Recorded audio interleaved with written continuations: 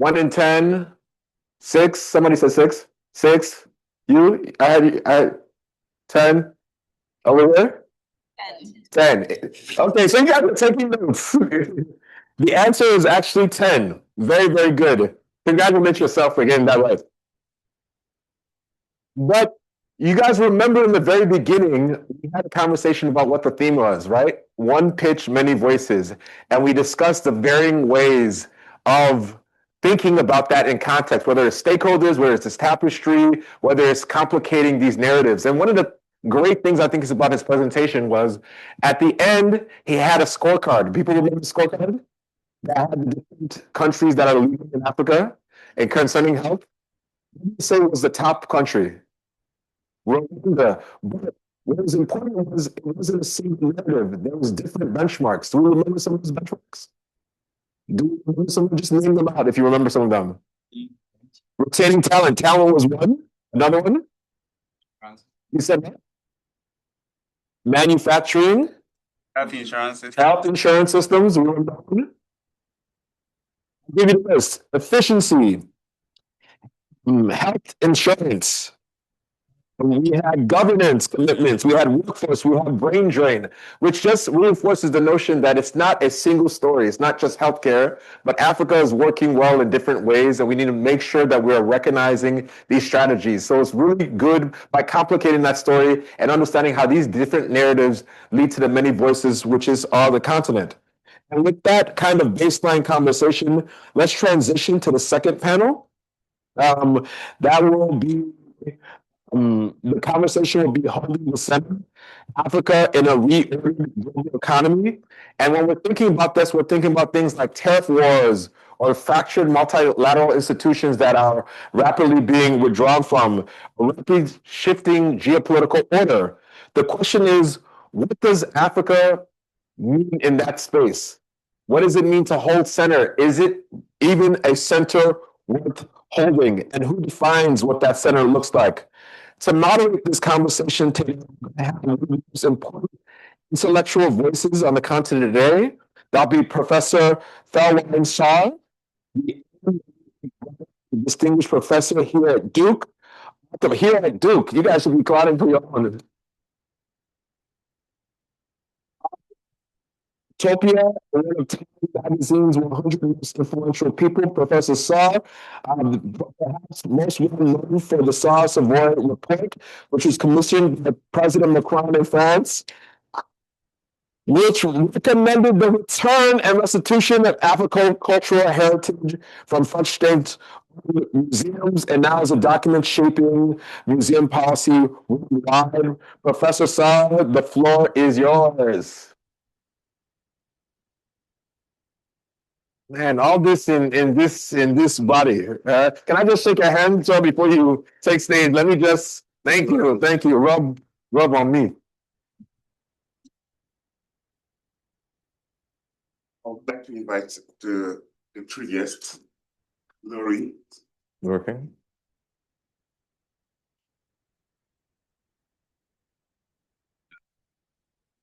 Yes, I would like to invite on the stage Laurie Elliott, please. Adebayo Adeleke, are you here, Adebayo? And Maurice Hickman. So we need a.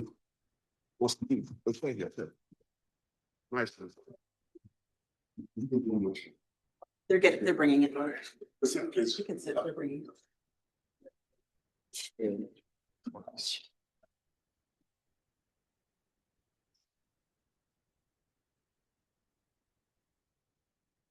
It's fine. I can sit here.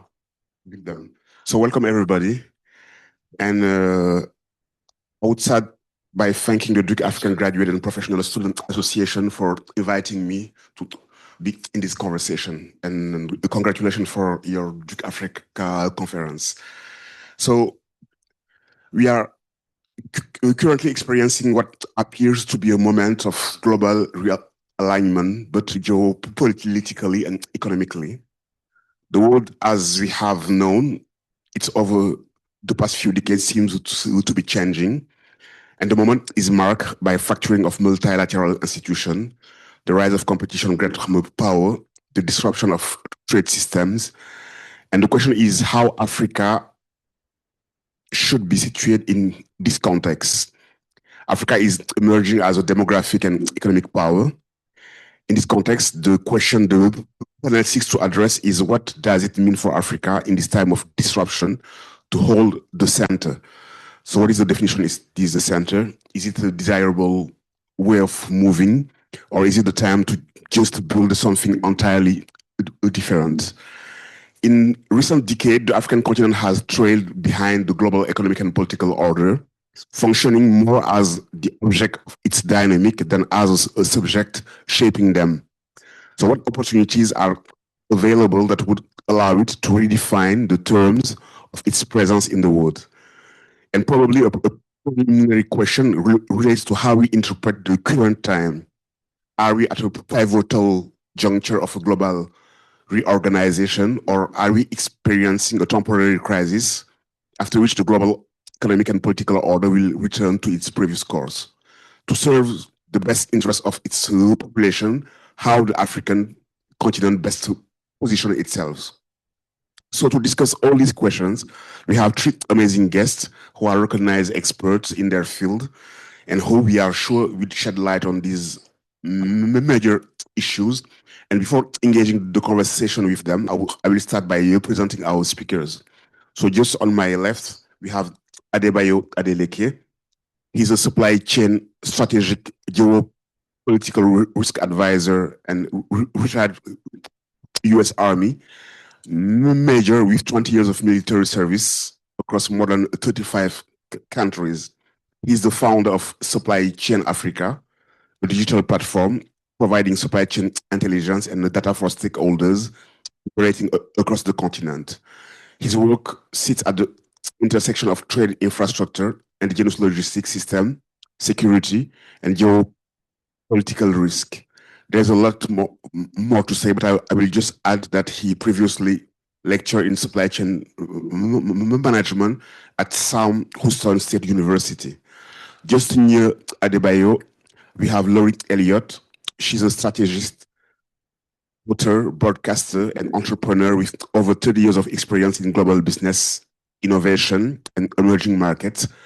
As CEO of Global Stratos, she advised small and medium-sized enterprise and entrepreneur on entry market, growth strategy, and business development across Africa. She's the author of multiple books on going global and doing business in Africa.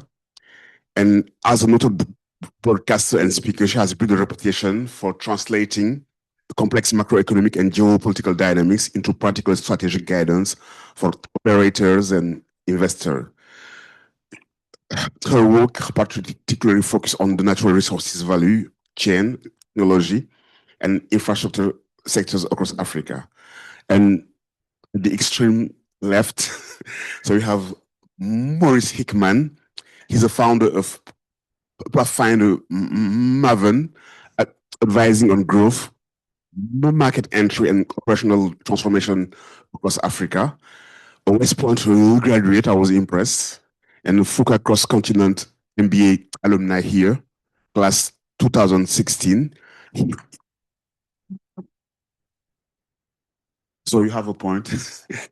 So he has operated across 15 African markets in Sub-Saharan and North Africa, scaling a venture-backed e-logistics startup across East Africa, leading expansion into 6 markets, including South Sudan and Ghana. And his experience spans fintech, logistics, manufacturing, hospitality, and before focusing on Africa, he led a multi-million-dollar infrastructure project in the US, East Asia, and Central America, and served 6 years as a US Army officer, including combat operation in Afghanistan. So he's a rare combination of strategic advisory depth and frontline operational experience across some of the continent's most complex and dynamic markets. So we have around 35 minutes of conversation, and after we'll open the floor for a Q&A for 30 minutes. And I would have for each of you 2 questions, and I will have a general question for everyone and a concluding one. So I'm starting with Adebayo. You have spent you're kind of arguing that Africa's supply chain are the continent's most underutilized assets. In the world of tariff wars, is it the moment Africa finally gets to set its own terms? Good morning, everyone. Good morning, everyone. As if you guys are cold, I'm not happy to be here. It's great to be here today. Yes, the question, is it the high time for Africa to set its own terms? I don't think we have that ability yet, to be honest with you. I got in just a little bit about what I'm doing. I retired in 2018 from the US Army after 20 years. I started my own consulting firm. I did some adjunct professorship at some Eastern State University, and I wasn't too satisfied. I got some offers from Amazon and the likes, but you just do 9 to 5, ride back and forth. I live in Dallas, so it's just not satisfying.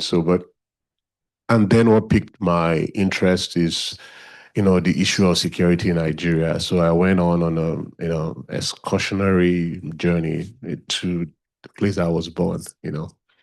I realized that I've gone too far and I've lost touch a bit. So kind of reemerged myself into the culture, and I thought, wow, this is it's a lot. Started doing some work on supply chain. I wrote a book on supply chain in Nigeria. I follow some. If you're very familiar with the geography of Nigeria, you follow if you follow tomato trailers of tomatoes from Kano to Lagos. It's a very interesting experience. In that moment, I found out that partly some of our challenges in Nigeria is actually has to do with food security. So I dove into that. Then, of course, I started working. I started helping the Nigeria military in training, a new set of force to combat security. So then I got invited here. I kind of, take a moment. I needed a break actually, and kind of escape the craziness and come down here. And the reason why I'm narrating to give you this kind of background is to kind of give you an extent of which, going back and understanding can Africa actually is a moment to kind of determine his own, how do we call it? His own terms. Having experienced it from supply chain perspective, supply chain is now being weaponized. Geopolitics everybody seems to know everything about geopolitics these days after going through the last year of what we have been experiencing and previous years as well. So, but if there's a book I read years ago that really shaped my ideologies about how the world is designed. And when you begin to understand how the world is designed, you will begin to understand that Africa has been shafted from day one. And so for Africa as a continent to kind of start dictating its own terms, they have to redesign everything from security to governance to everything. And I might be a contrarian on this thing. I do not, and I say this with all sincerity, I do not believe that adopting Western style of governance is right for Africa. Africa has its own unique form of governance that is indigenous to it. Oftentimes has been truncated by our ability to absorb other things that it wasn't ours, that are foreign to us. It's just the way of the world. And this was made by design. And so again, when you look at the tariffs war, what's going on in other corridors of the world, and how Africa is getting squeezed in and squeezed out, we are not there yet. There will be a time in the nearest future, maybe after when I'm long gone, that Africa will have the time to dictate its own terms. But ideally, with what I've seen currently on ground in every country I've visited on the continent, we are not there yet. And for us to be there, everybody has to be all hands on deck. And unfortunately, with what I experienced when I went to OAU, one of their general sessions, I don't think that's going to happen anytime soon. So the response is we're not there yet until we haven't designed all the frameworks. Okay, yeah. Great. So Laurie, I have a question on business and the strategy for you. So you have worked with business entering African market for decades.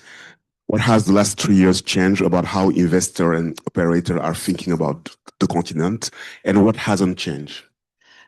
Actually, they haven't really changed. They still have the same, from a Western perspective, they still have very much the same philosophy, methodology, hidden in innovations, which is still extractive, exploitative. It is not rooted in the communities. It is not rooted in the sovereignty of the countries. The thing, though, that's changed in the last 3 years, and really it's been going on a long time, is that the structures that they set up in the West are actually failing. Because they were never designed for human beings. Okay, even in the United States, when you work for somebody, you are enslaved. The system works, our debt system, our debt structure. So basically, all of those things that we believed were the American dream and were freedom are not freedom.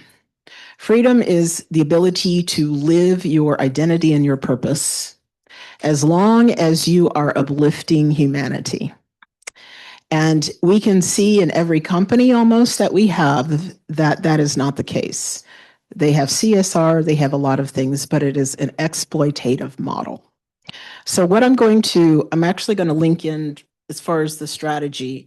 I wanted to link into what Dr. Aluko said and also what you said as well. Yeah. Because basically our problems as Africans, wherever we are, is our mindset. Okay. We historically, my background, my undergrad did a lot of ancient civilization, mostly Western, like Mediterranean and North Africa. But back then, the thinking was very different. It was very holistic. We've become reductionist. We become narrow. We do not look as the world as coherently whole and connected. And anytime you remove that ideology or mindset, you create fragmentation, as Dr. Luco talked about. So our central underlying problem is fragmentation. It's not the wars, it's not people. It's that we see things in silos and work in silos. We do not build systems that are holistic and regenerate. So when you are building a company as an entrepreneur, when you are in corporate environment, if you do not get your roots correct, your companies will not prosper the future. Listen to me, your companies will not prosper the future. So the first thing that we have to understand in terms of strategy or intent, purpose aligned, is to understand how to build systems that are holistic and themselves self-reinforcing positive prosperity for everyone. How do we do that in a world that's capitalistic? It's not going to be all of us who are going to do it. It's going to be a remnant and a small number. But the power of that wholeness is more powerful than any fragmentation. So when we talk about Africa and how long it will take, all of Africa doesn't have to get it. Just enough of us have to get it. Because the power of working at that wholeness really does override much of the fragmentation because it starts to work. It self-heals. It's resilient. It delivers prosperity because the system is designed that way. Okay, so how does this affect strategy? So we are working in natural resources. We're working with artisanal miners and small-scale farmers. Could do it in Nigeria. Maniema, Congo, which is next to where all the East is in conflict and rebels. We were going to go into Sudan, so we are not afraid. The how is my second question for you later. Sorry. So Okay. Okay. Sorry. Okay. Okay, We just I think I have this. Thanks, Maybe I Sally. can work with this. So for Maurice, please. So you have operate across 15 African markets, scaling startups, running logistic operation. And how does the current global disorder actually mean at the ground level for business operating in the continent? Is it a disruption or an opportunity? So, Your microphone, please. yeah, can you guys hear me? Is this good enough? I also speak kind of loud anyway, but I think so. I'm going to challenge some. I think some of the things have been said already, because I think like the topic of this panel being holding the center. I agree. The center, if you're looking at it from Western capitalism, has never been Africa, right? But I think particularly in the global geopolitical situation that we're in now, I think Africa has an opportunity. If you look at Africa's center not being geopolitical, but its assets. So whether it's population, whether it's the minerals, whether it's aggregable land, which is I think 60% of what's remaining in the world, and if you look at those assets alone, and look at what's happening in the world right now. Okay, so you have the U.S. effectively right now trying to keep oil and gas as the most relevant energy source in the world right now. If you look at what's going on between Venezuela, Iran right now, that's effectively what I see is happening right now. They're trying to keep that relevant because China and the BRICS nations have secured 70% of global supply of the rare earth minerals that are critical to what? What's the most important wave that's moving right now? AI, right? So AI is what's going to change the future. That's where the race is happening right now. And so that is, if you look at what AI is going to need, it's going to need obviously data centers. If you look at what data centers require for that, it's renewable, it's going to be energy sources. And where all the investment is going in for AI is not just the companies, it's going into the infrastructure that needs to get developed for that, which not just the renewable energy opportunity that's in Africa, but also the minerals.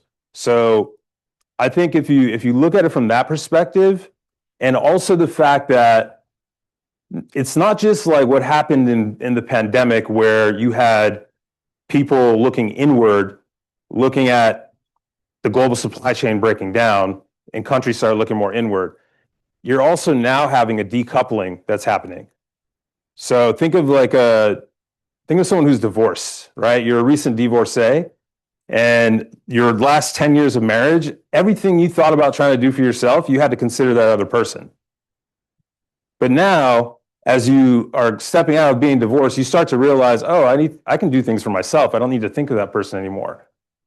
And that's when you're seeing these allies, the allyships that are breaking down right now, you're seeing Europe and you're seeing all these other countries start to look at, hey, I can't really count on the US anymore. So I'm going to go start looking at how we can shore up for ourselves with other countries and build other alliances. And I think in that, if you look at what Africa can do, geopolitically, is there's an opportunity now to leverage the resources that Africa has to start making better deals for itself. So idealistically, we always felt that if Africa could just form this like magical union and start leveraging what it has on a whole, that would make it work. That would give it more global bargaining power. But where I think now you can look at individual countries that can do that. And Zimbabwe, for example, is already doing that with its mineral resources. And if you look at other examples of where that has happened in Indonesia, where Indonesia pushed back on China and said, hey, you need to build a nickel refining plants here. And now Indonesia is on the trajectory to be, I think, the number 6 leading economy by like 2045 or something. Saudi Arabia did it with its oil. That oil was originally all owned by Saudi Aramco, was all American equity. And at some point they started pushing back and saying, give us revenue. And then they asked for equity. And then when they said no, embargo, they didn't let the oil get exported. And now look where Saudi Arabia is now. So there's an opportunity there. I know I didn't answer your questions directly, but I just felt like there's just some other ways to look at what we've been discussing so far. I'll get into some more of the practitioner stuff later. Sorry. No, it's great. It's great. So I will come back to Adebayo and have a question about the AECFTA, the promises of being a transformative framework for intra-African trade, and probably ask you how close are we to that promise, or what is blocking. But I want also to ask you, aren't we just remaking the narrative of how the global economy works? And is it here a question for us to be able to think a totally different way of articulating resources, prosperity, and design? Because when we are thinking to the future, we are just extending the actual trends and the actual basis of the global economic prosperity? Is there a way of rethinking that framework? So it's the question of perspective here. Okay, I'll answer the first one first. The African supply chain, as I know it, and I've been doing it for quite some time right now, is designed to drive resources out of the continent. It's not designed for Support. yes to be exported. So, and it's always been like that for since I was born and before then. And it's been our greatest disadvantage on the continent is the fact of the matter is we still run on the old, they say the old skin, new wine kind of a thing. So it's been like that. And until we redesign the African supply chain, it's going to be very difficult for African Continental Free Trade Agreement to take shape. Because since 2019 has been put in place, I don't think that they've done some trials, but there's still a lot of gaps. The infrastructures, the port system, the tariffs, the customs, all these things are not aligned.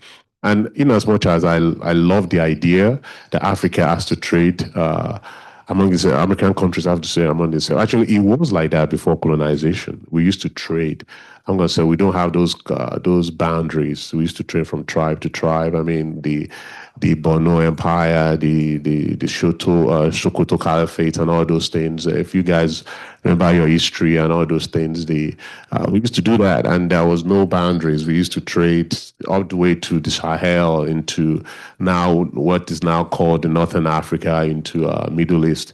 But those things are long gone now. Like the ports, the rails.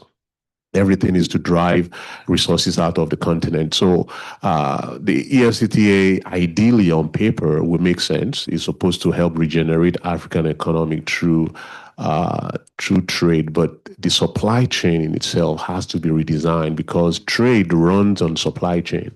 Just imagine trade as a train. It runs on a train track, and supply chain is a train track.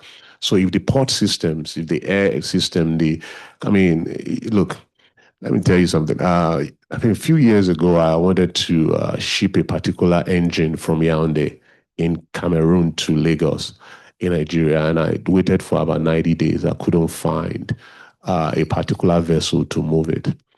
Now, Cameroon is next to Nigeria. There are other ways I could have taken it, but it's going to be problematic getting it. But just to get a vessel to move it. So demand ignites supply. If there is no demand route, no sensible maritime carrier will put a ship on the line. Like, let's just be trading between. There has to be a demand. There has to be a demand that says, you know what, there's so much stuff that is going on. On the road, it's a different ballgame entirely, but by sea, because most of our trade, if you control the waters, you control the trade. I mean, it's always been like that from time immemorial. So if I cannot move a particular cargo from Yaoundé to Lagos, how do you think the rest of all the trade routes that we have across Africa is going to look like? The first one they did out of, I think, Kenya, between Ghana and Kenya, was done by air. How many people can actually afford that? So these things are ideally on paper, it makes sense, but it's going to take a while until we align those supply chain infrastructures and we redesign them in such a way and in such a manner that it talks to each other. There are I know Tenny worked on these freedom of movement of people. That in itself is still challenging. I don't know how many of you guys have traveled across West African countries, despite the fact that we use almost the same passport, it's still humanly impossible. Aliko Dangote lamented about this. He's the African wealthiest man. He still have challenges just moving across Africa. So how much, if people cannot move across Africa, how much more are you going to talk about trade? So these things there's these bottlenecks in the system that will continue to increase. And until that is resolved, I don't know. I really don't know. No, very clear and very insightful. Laurie, so there is a narrative that Africa is the next big opportunity, but this narrative has been here since almost 2 decades. And what it actually takes to turn this opportunity into reality. So I've worked with a lot of companies in the last 20 or so years going into the African market. And I think any of us who have had years of experience in Africa know that it's not from A to Z, it's from A to G to, to S back to A. And, so there is a lot of fragmentation, it's a very appropriate word, in supply chain, in sectors, in industries. And there's a difference between fragmentation. Okay, so we have diverse tribes, diverse countries. There's a difference between diversity and fragmentation. When you think of fragmentation, yes, there are parts working in isolation. As the conference talks about, the one voice, the one pitch and the many voices. That's where we get the unity. That's where we get the wholeness. To be honest, I don't know. I mean, Africa has remained a big opportunity even in colonial times, right? It's been a big opportunity for someone. I guess the question is, when is it the big opportunity for Africans? Okay. So, so that, again, I would agree with the other speakers. That has nothing to do with other people. That has everything to do with us. We let these things happen. Okay. We do not architect. We take what they have and we take the innovations. And again, I'm American. I grew up here. I don't even know where my heritage is in Africa. But one thing my parents taught me is to think for myself, to know who I am, and to live my purpose. How to reverse this dynamic now? It's a mental thing. It really is. Now, from our perspective in terms of business, okay, how do we turn that around? We try to model what we're living. Okay, so when we talk about natural resource chains, when we think about raising up communities, we talk about creating community-based businesses, creating distributed mining versus industrial scale mining, so that communities can participate not only in the extraction or the cultivation, but they can get involved in the manufacturing, in the end products, for example. Now, our approach first going in, because like you said, it's export driven, right? There's still a lot of export because that creates cash flow.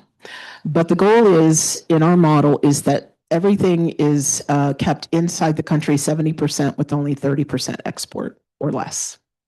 But that means that we and other people need to put in the infrastructure, the industrialization, and make that investment.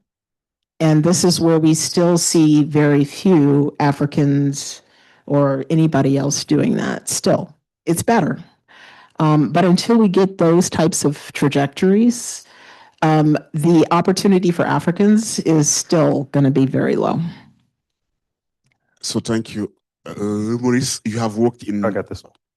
in the most complex environment and the difficult operating system, South to Sudan conflict zone, etc. And what do investors and operators consistently get wrong when they try to build something, from your experience? Quite a bit. I think one of the first things, if you're just looking at investors on a whole, when they're looking at an investment opportunity, whether it's in a startup or whether it's in some kind of infrastructure, the first thing they're looking at typically is they want to manage risk, right? So they want to factor in what's the risk, not just the actual cost of the project. But one of the things that often I think gets kind of overlooked if you haven't had on the ground experience in Africa is time. So imagine you're planning on building a factory somewhere, and that factory is in a country that's inland, and you got to cross your supplies through a couple of different borders before you get to there. Factoring in you don't factor in that, okay, when that truck is crossing from, let's say you're building up a new mine in southern Congo, southern DRC, right? And you're coming in through the port of Dar es Salaam in Tanzania. You're going to cross all the way across there. You got to cross one border into Zambia, and then once again into DRC. The truck can get stuck at that border for up to 6-7 days, right? And there are a number of reasons that I could sit here and talk to you about for 20 minutes of why that happens. But ultimately, what's now not been factored in is the multiple trucks that are bringing in the inputs that are required for this mine or this new factory or whatever you're building there. And that factors in and adds costs, not into just the time of the time of that trip, but you got to think now, like I used to run a large transportation company. I had 500 trucks and drivers. If my truck wasn't moving for a day, I had a number for how much I was losing on that truck not moving. Because my ultimate goal with a truck is the faster I can turn it around, the more revenue I can generate off of it. Now, I factor in the fact that I know my truck's going to sit there at that border for 3 or 6 days in my pricing to that client. So you see how that kind of gets built in, that gets passed on to the cost. But the time in of itself alone is one of the things that doesn't get factored in. So you think you're going to get it done in 2 years when you really should have been planning for 4 years. And then the investor just comes back and blames it and says it doesn't work. Well, no, you just didn't factor it in right. So that's one way. Another way is if you're looking at it from a venture space or building startups, is not often the people, especially this happens a lot in Kenya, right? Nigeria, you got a lot of Nigerian founders. Egypt, you got a lot of Egyptian founders. Kenya and a lot of other places, you've had a lot more expats come in and found. And often the people that are doing the fundraising, they don't have the actual ground experience. They don't know the market. So they have this idea for their product solution, but they haven't really nailed down product market fit, right? Does that product A actually work for the solution needed here? And are people actually willing to spend money on that product? Because often you might bring in some new innovation and someone can just say, your customer that you're thinking about going to can just say, labor's cheaper. I don't need to spend money on your product.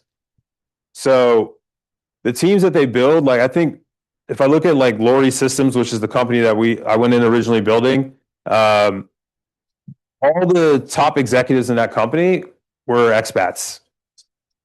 And it wasn't until we started like, oh, now we need to get some people in here who actually know how that cargo gets through the port over here. And so sometimes it has to do with the time lag on developing that product. Once you get real people in who understand how things work, once you get people who know that talking to the GM to get him to give you his cargo that you want to move for him, that's not the guy you need to talk to. It's the guy that actually sits there at the mill that's loading the trucks. That's the guy you need to talk to. So there's things like that often get missed when it comes to how you select your team and your personnel, and that can affect an investment. And then the last thing I would say is that I think the opportunity often gets overlooked. So we talked a lot about fragmentation here.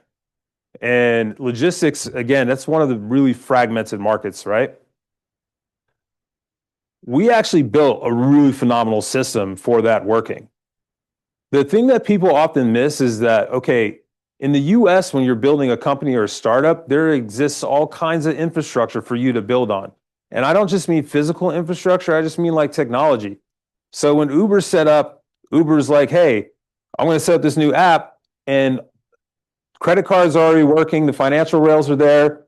And on top of that, people are more comfortable already using GPS and everyone can plan on like getting a credit card payment. Whereas like in Kenya, that driver needs that money today. He can't wait till the end of the week to get his money if the customer's using a credit card. So there's always issues over like, hey, are you paying cash when you're getting that? And then the driver doesn't come and you get into this whole situation, right?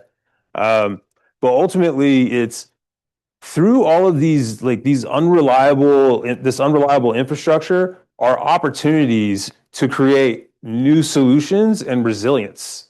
And that's the thing that people miss, is that you're actually like, yeah, things are fragmented. It looks like it's fragile, but it's not. It's actually creating a lot of people that are very resilient and coming up with very innovative solutions. And that's why you have a company like Paystack, who built the finance rails out there, that got acquired for $200 million a few years back by, who is it? Who did they get acquired by? Stripe. Who? Stripe. Stripe, right? Yes. And those are two Nigerian-born, Nigerian-raised, Nigerian university graduates that built that company. And I know the COO personally, but she's white. Anyway. Thank you, Maurice. Thank you. So to stay in the time frame, I will open the floor to questions for our participants. So probably there is a microphone that is around or not.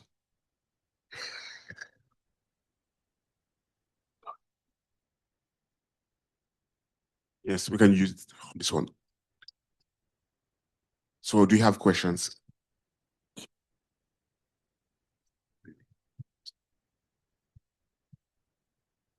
Yes, there.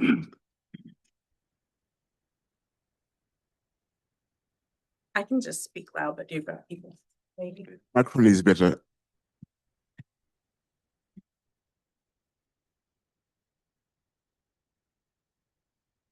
Thank you. I'm the white girl that Maurice just referenced who loves Africa and has worked on the continent for several decades. I know we're kind of focused a bit on the private sector and particularly multinational investment and engagement. But I'm wondering if in your work you could talk about the role of African governments as either a hindrance or an enabler, or the role that they are currently playing in enabling a stronger business environment, or opportunities for growth and investment within the government sector to help enable like large infrastructure and investment as well. Let's take another one, two or three questions, and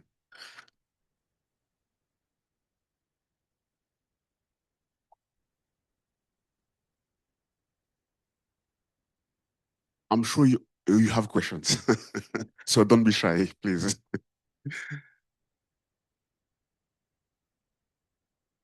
Got one right there.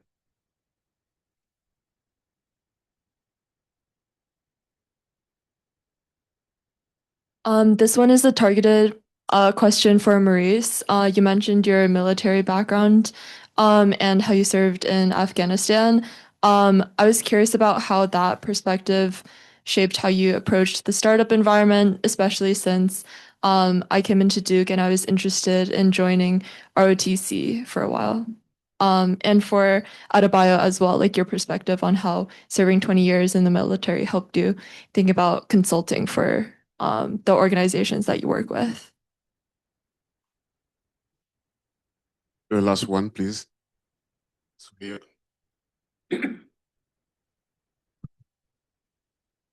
Yes, I was just wondering, how does or do our culture and traditions play a role in the general economic development of African countries? I know we have a diverse culture and traditions, but there must be something there, positive or negative, that affects our economic development. So we have one question on the role of African governance. Another one for Maurice and Adebayo, your military experience, how it shapes your way of engaging on this question, and the last question about culture and the traditions. Okay, I'll take the three from my. Okay, great. It's a good way. Right. For the role of government, as Africa is not monolithic, and I think that's one of our major problems with everyone trying to grip Africa as a whole. Each country is developing separately. I've been to some countries, their government are facilitators of big projects. I've been to some countries as well, they are the greatest, inhibitors of it. So you can't really say particularly, but they are the most influential in business development in any country. I know Nigeria, passionately, they've tried over the course of time to do, they have even an office for ease of doing business. And I think other countries also support that. It has been great registering business in Rwanda, in Zambia, some of these countries in South Africa as well. They've really facilitated people coming in with capital and investing, foreign direct investment. Some other countries, Ghana has been, it was difficult before, but I think they're easing off stuff as well. So it's been quite challenging. So all these countries are working towards that. They understand that they are the center pillar in economic ignition in each country. And I hope that answers your question a bit. And to your question about, I spent 20 years funny enough, I spent about 4 years in Afghanistan total of my deployment. A Commodore in Nigerian Navy, after like 4 years of working with them and also, doing my projects across Nigeria, he was like, "Wow, you're still here?" I said, "Yes." He said, "I thought you'll have run away by now." I said, "I thought so too." But what I realize is, and I think I can attribute this to my military background, is because of that resiliency. And you cannot put money on it. You will, and if you go to the likes of Ranger School and some of the schools that we've gone through, and the kind of the work ethic and the lifestyle you live in the military. I spent 20 years, and in as much as the military, there's benefits in there, but there are some unforgiving places that you've been to, some terrains that they would challenge your the reason, your purpose of being in the military. But as long as you persevere, and and bringing it out, for me, it has been my greatest takeaway from the military is that resiliency. Having diagnosed with PTSD and whatnot, what people don't know, because you're still persistent in trying to be a functioning human being in the society. So it's just, and I hope we really get into ROTC program. I don't know, it's been a while now. I retired in 2018, so it's been quite some time. I don't know what the structure of the military is like. That was pre-COVID, by the way. That looks like a decade ago. On the last part, sir, our culture and our tradition is everything for us as Africa. And I think if most people, businesses that are coming to do, organizations that are coming to do business in Africa have a clear understanding of African tradition and business and culture, I think it will help them a lot. Us also is a strength and is also a weakness. As I was saying, I use a prime example. In Africa, it's a weakness. I'll tell you. I'll use a prime example that kind of explain both. When somebody comes to greet you, traditionally, where I come from, they come to greet you. You give them money on your way out. Hey, thanks for coming. End of the year. If you live in African societies, giving cash and all this other stuff is normal. And if you don't give them, they start looking at you all kind of high, like this guy is very stingy. It's an akagon, and they start looking at you. Now it's translated to the business world.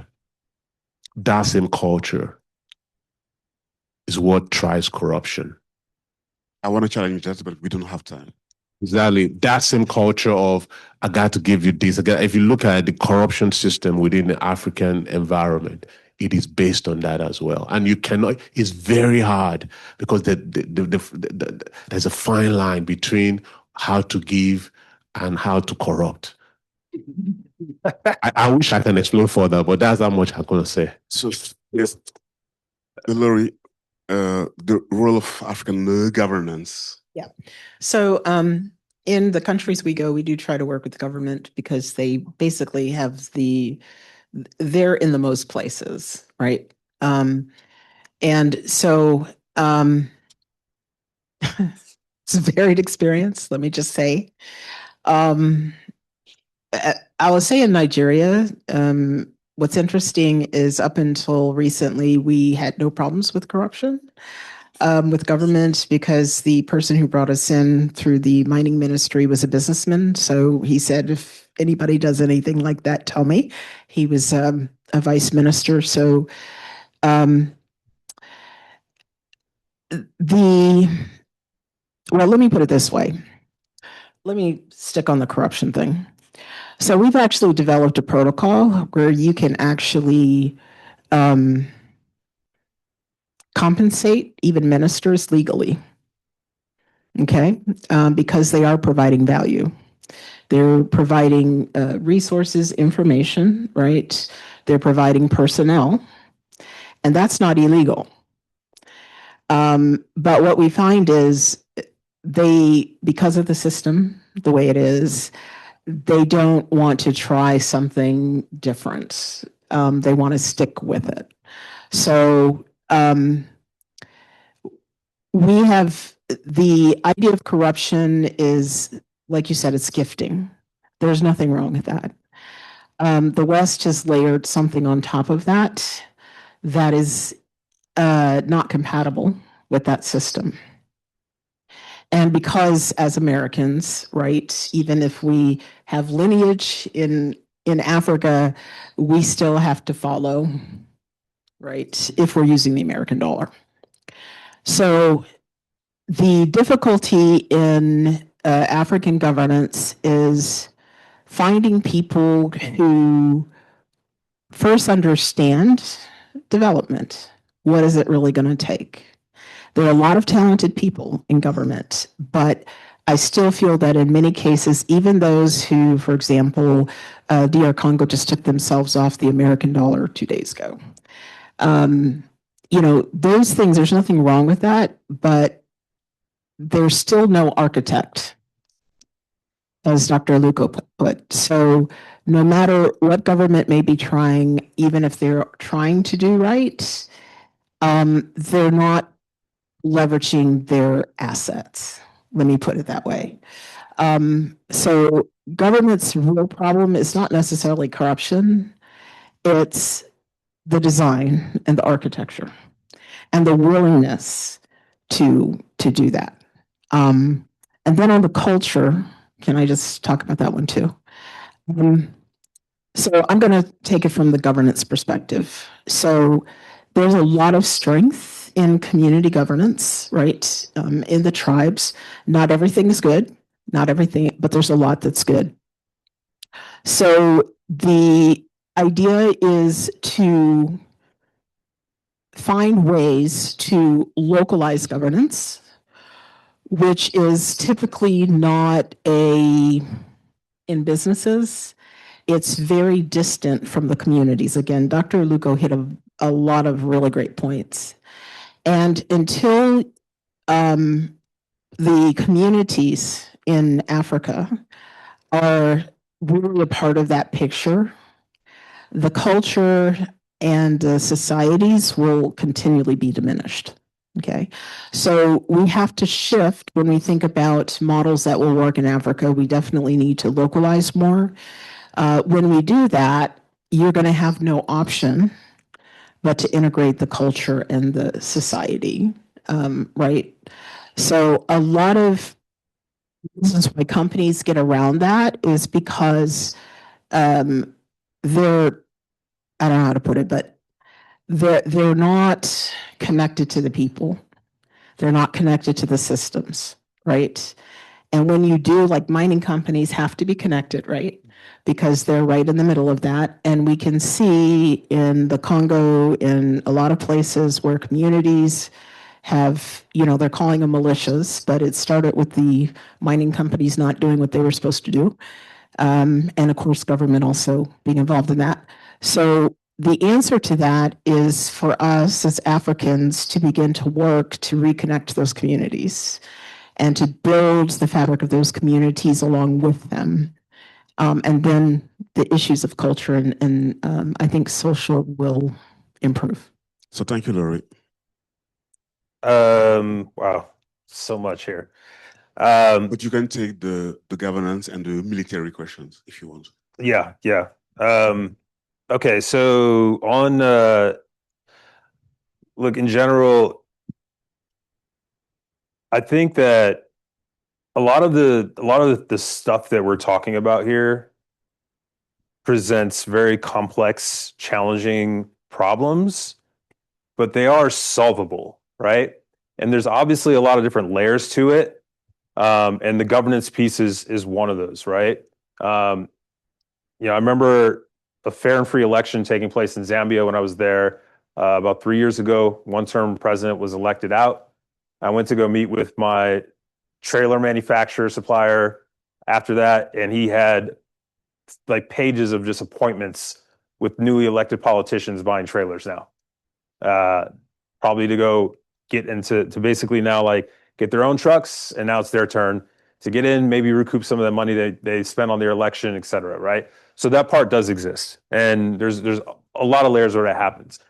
But on the flip side of this, you look at Kenya, and there were riots in Kenya that happened a couple years back because the government tried to pass a new finance bill to pay back the IMF and trying to put the weight on the local population with things like an 18% tax on bread. And you saw what happened there. Gen Z said no, and they stood up. And so I think one of the things to point out through this is like, again, through, you see it not just in the startup space, but I see it especially in the startup space, where this is where a lot of the innovation is coming through. This is where people are finding ways to operate within these systems and figure out solutions. So we talked about like, the global capital structure from the West and how some of these ways we're looking at mimicking those things because we still have to operate within the globe. But when you talk about epistemology, am I saying that right, Professor? Absolutely. Yes, I've been Absolutely. practicing that. All right, it's not a word I use every day. But when you look at epistemology, when you look at the way someone gets something done, right, I would argue and say that this is already taking place with a lot of the startup businesses that are coming in, and not just the startups themselves, but then where their customers are often the enterprises. They're doing B2B work, or they're engaging with the government, and governments are becoming more flexible in changing policy for new licenses for fintechs to innovate. And granted, I see a lot of this more in Kenya, obviously, and I know it looks different in different countries, but these things are there to work for. And so to lead into like what you're asking about my military experience, what the military taught me, and like especially whether it was in, you know, my time in Afghanistan or whether it was when I was in Korea when I was 23 years old, put in charge of 50 soldiers, right? It's what's created. So it's basically set me up to walk into complex environments and remain agile, but continue moving forward and making decisions and leading. And that's what you need. And it doesn't matter if you're doing it in Africa or you're doing it here in the States. If you're leading teams, you're solving challenging issues, those are strong skill sets that you need. I would say that the military will give you that opportunity at a very, very early age where you might not get that for a much longer time in the private sector. And that's kind of like the bigger difference for me. So thank you, Maurice. So I'm going to just finish by highlighting some ideas that you brought, both of you. From Dr. Yele, really enjoyed this idea of not replicating, not imitating, but inventing. And this idea echoes the fact that probably one of the solutions is to be holistic, non-fragmented, and to build the design for the interests of African population. So what Adebayo says. But I would add at the end, and I think Fidel and Charlie Pio are here in the crowd, and they will agree. There is a plurality of economic rationality that are entangled, and if you put the culture inside, you have to think from a sociological point of view, from an anthropological point of view, from an economic point of view, and it's why the question is complex, and probably culture play at the intersections of all that dimension of the economic gesture. So give and returns is also a way of making the good circulate, and probably we have been summoned to adopt an economic system that don't derive from our own practice, etc., etc., and we have to adapt ourselves to that economic system. And there is probably something to find here, how to produce an economic system that also take into account the plurality of economic rationality that are interplaying. So thanks everyone for this conversation. It was a great one, and I hope everyone enjoyed it. And I give you back the floor, Master of Ceremony. Thank you very much. Let's give them all a round of applause. Thank you so much. Absolutely. Thank you so. Who's this cameraman? Did he run away? Cameraman, we're supposed to snap this distinguished group before this guy's Time magazine. Do I enter here or do I stay in the corner?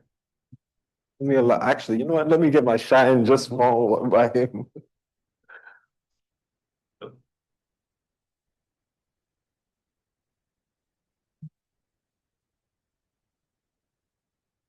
Cool. One more round of applause. Thank you so much. And as they're getting off the stage, if we can get the logistics individuals to help with these chairs, and however they're going to be set up for the next stage, we have, as the first panel closed, we have someone important who walked in. I believe Professor Charles Piot, Chairman for Duke Africa Initiative. Are you here? Yes, can we give him a round? Acknowledge him. Prof, I hope you're doing well today. Yes, we have exciting conversations that have happened over the course of today, and we look forward to your presence in this conversation discussion. Now, there are some things that I think were amazing from the panel that we just witnessed on Holding Center. One of the things I found really interesting was this idea of reframing what the center looked like in the first place. Not something that was relative to the West, but something relative to Africa's assets that Mr. Hickman brought up. And he discussed some of those assets. Do we remember some of the assets he mentioned? Some of Africa's assets? One starts with a P. We're sitting in this room. His people and population was definitely one of them. Another one starts with a L. Is that it?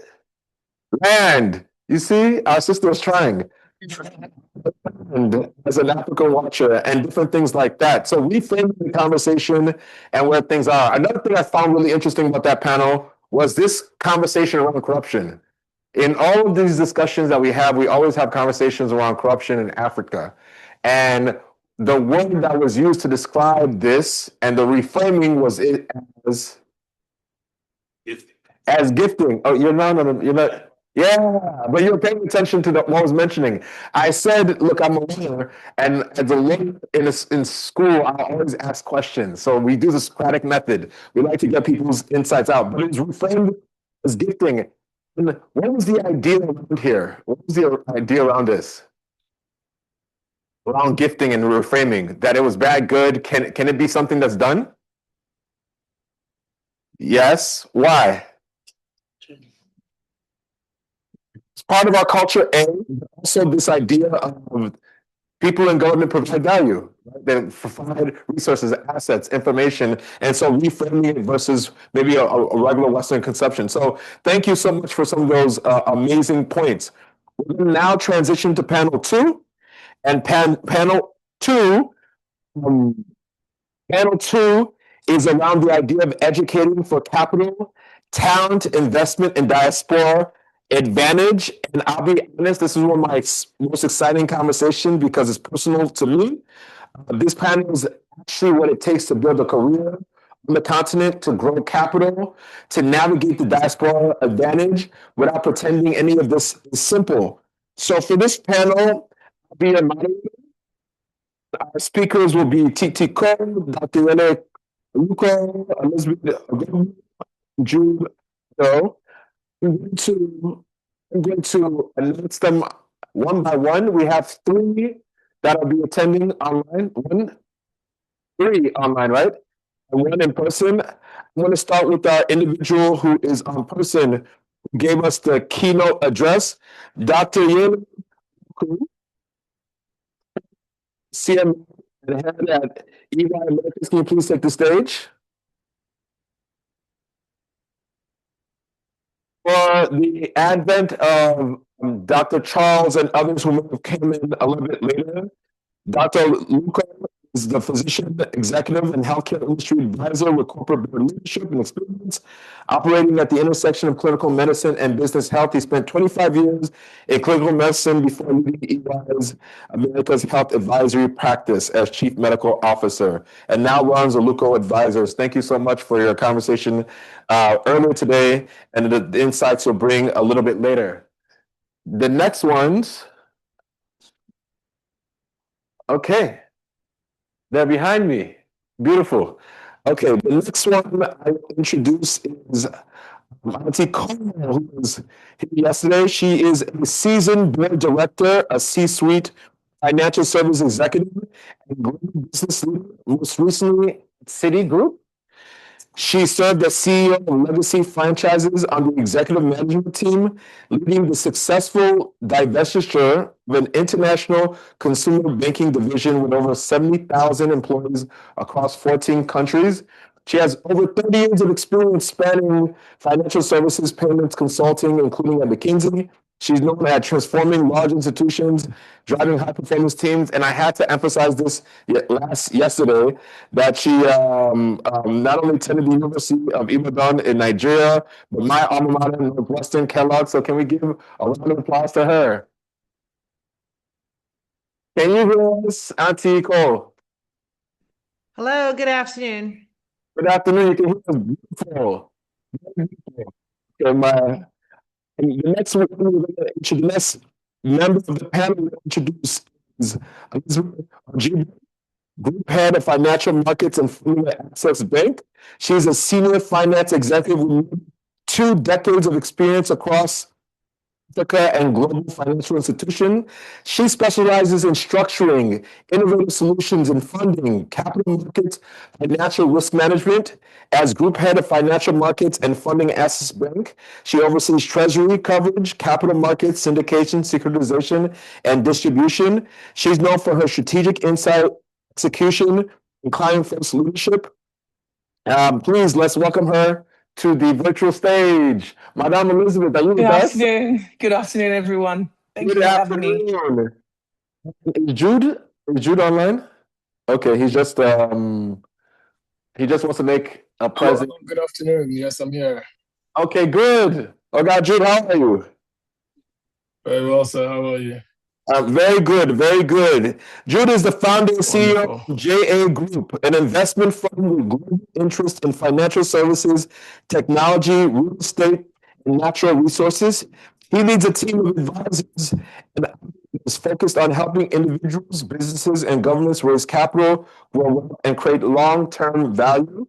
Before establishing JA Group, Jude held senior coverage roles at JP Morgan and Standard Chartered Bank in London, where he delivered credit, treasury, and asset management solutions to private and institutional clients. He's also the co-founder of Cornerstone, a type-tier venture capital firm that backs diverse founders in the UK. How are you doing, sir? Let's give him a round of applause. Great. So we have everybody on stage. We can hear me. And I think for this, we're going to start with one of our online. I don't know how to do this. If I should okay, I can see them here. There you go. Duke Technology. I like you guys. This is very cool. Okay. I think we're going to start with online. And since I just introduced you, Jude, how about I start with the first question, throwing it to you? We talk about education as an investment, but investments have returns, risk, and timelines. How do you think about the return on education when you're making decisions, either by your own career, where to deploy capital, considering the different venture, whether the venture market or et cetera, that you've been experiencing in the past? Well, it's good to be with you. Thanks for having me. The question is a very contentious one because I may, for the longest time, I've had a very unpopular opinion on this, and I don't know what the temperature in the room is in terms of today's view on what the things I'm about to share. But I've held for the past 11 years that there's been a diminishing returns on formal education. And that's particularly why even following graduation of my bachelor's degree, my father and mother at the time told me very sternly that they thought I should pursue even higher education in terms of getting an MBA or master's degree or whatnot. And I looked at the costs and benefits very critically, and I wasn't convinced that for me personally, there was an immediate or even long-term return on going further to pursue that line. So I decided to invest in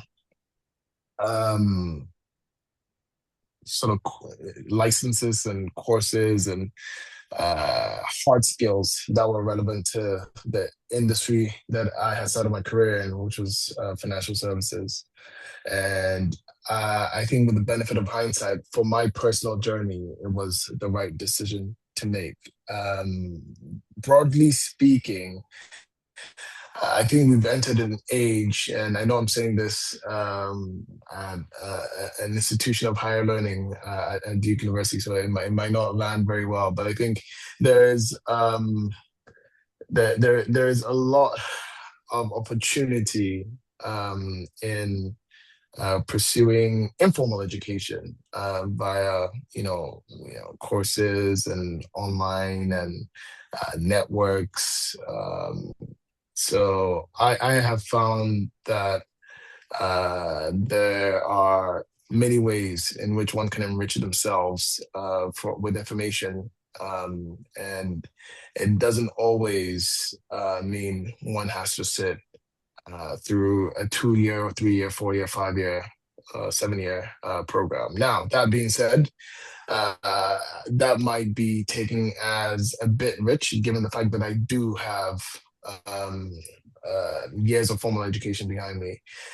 So I definitely see the importance and impact of that investment. And now I sit on the Global Advisory Council of my alma mater, Bryant University in Smithfield, Rhode Island.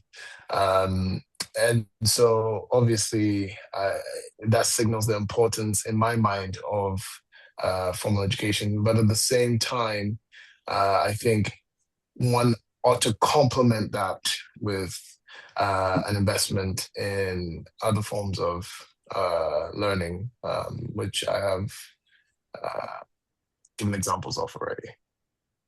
Thank you so much. I wasn't planning on doing this, but because you started controversially saying that in a bastion of MBA education, that formal education doesn't matter, I was going to actually take this opportunity and ask the other panelists what they think Yes, about please. particular I have question. yes. Okay. I figured I it was can't wait. great. But Yeah, I can't wait to before you jump respond, in. before you respond, Auntie Cole, the only thing I was going to say is that also we can think a little bit broadly about education. Education can mean a lot of things. It can mean certifications, it could mean MBA, et cetera, like that. So if all the panelists can kind of give their thought around this, as Oga Jude has already dropped the atlas. Auntie Cole, please. Yeah, look, I think that these things are much more interesting when we have different viewpoints anyway. And I'm going to break it down in a couple of categories. I think there's a certain amount of privilege that you have to have for education not be to be as relevant. So if you go all the way back to the basics, one of the biggest challenges in economic development is educating people who are from poor backgrounds and educating women and girls. When you educate a girl, you change not just her life, you change her children, you change her community. And so, in a world, especially in emerging markets, where you have a huge percentage of girls not even getting educated, which doesn't get them onto the ladder of economic mobility, I think education is the biggest driver of economic mobility around the world. Right. So there are basic gaps around just getting basic education to girls that absolutely have to be a priority. And that is how countries are lifting themselves out of poverty. The biggest driver for economic growth in India is educating girls.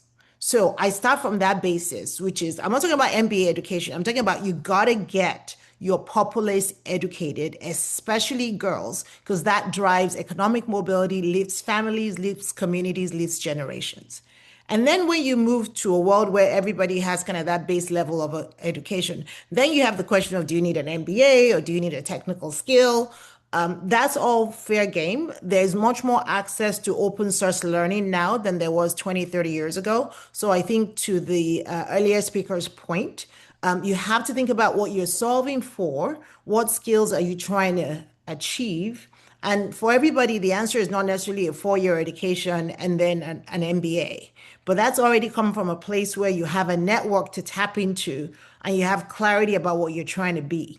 But if you don't have those things, especially for people who are at a disadvantage in society, education, I still strongly believe, is the biggest driver to economic mobility and allows people to move from blue collar, wage, hourly, really difficult jobs to having economic progress and generational wealth. It's the biggest driver of social mobility. Thank you for that. Let's go from one lady to, was that a clap that you had, Daniel? Yes. So the guy championing the ladies, I like it. Okay. Elizabeth, did you have a thought? I think can you hear me? Okay. I kind of Yes, we can align hear with TT, right? I think about education in a different way. I mean, I had the privilege to do my MBA, my executive MBA in INSEAD alongside my husband 14 years after my undergrad, right? And I decided to do that, not necessarily because of the knowledge, but for different reasons, for the networks and what have you. And to be honest with you, I mean, I spent well over 18 years in Standard Chartered, where I had a certain type of education in terms of on-the-job learning. And then moving to Access Bank, I tell you that in 2 years, what I have learned, I probably can set up my own bank now, right? And for me, the on-the-job learning is basically, I evaluate far more than what I was taught in class while I was in MBA, right? Or when I was in undergrad. I mean, I studied computer information system. I don't remember anything that happened in undergrad, right? But on the job, I can tell you that, I mean, I have sit downs with my CEO every evening. He rolls up his sleeve. He's like, okay, what are we learning today? Let me teach you about capital. Let me teach you about risk. This is first-hand experience in terms of, this is a traditional African bank, right? Compared to a Standard Chartered where everything was laid down for you in terms of processes, governance, and the likes. This is real-life experiences where in the last 2 years, the amount of knowledge I've amassed is so much. But that doesn't stop there. I think generally, Africa as a whole, we undervalue education. I think we are where we are as a continent because we typically have not trained, the mass, right? And the sooner we realize this, Titi spoke about women, but I think we can expand it to the male child as well, right? The more educated we are, then as a continent, when we come up in terms of trying to solve African problem, education definitely will take us there. Thank you. Thank you, Elizabeth. It's really kind of profound, the idea of Africa undervaluing education. I don't think you always hear that. Do you have a thought? I do. I agree with the ladies, but the gentleman's point, I don't think, was suggesting that education is not important. I think he mentioned the formal educational structures. It depends on how you define education and how you get it. Clearly, there are there's a homeschooling industry, and people can have access to high quality education without going to the so-called institutions. But the higher you get in competency needs, I'll talk from my perspective as a doctor. I don't think you can homeschool medical training. So they get to some levels of skills that need to have formalized structures just because of the complexity of the course curriculum and the scarcity of the people that can teach you the talent. I think that it depends on how you define education. Now, but I also do agree that we have to understand that the frameworks and the architectures of our African continental education is fundamentally colonial. And therefore, it breeds a whole generations of dependency, whereby there is not an intentional design to empower leaders to teach innovators. There's more so a curriculum that is designed to teach people who therefore seek employment. And that is a failure of the design. It's an adopted design, and we have not evolved with the context of Africa needs internal development. And the last thing I will say is that I went to medical school in Nigeria, and my medical school at Ibadan was, first of all, a college, the University of London. And the curriculum for our medical school was transported from London and placed in Ibadan. Not necessarily a bad thing. This was in the late 1950s, because before then, our people would spend a couple of years in Ibadan and spend 2 or 3 years in London. And that was the African model. And we focus on infectious diseases, tropical diseases.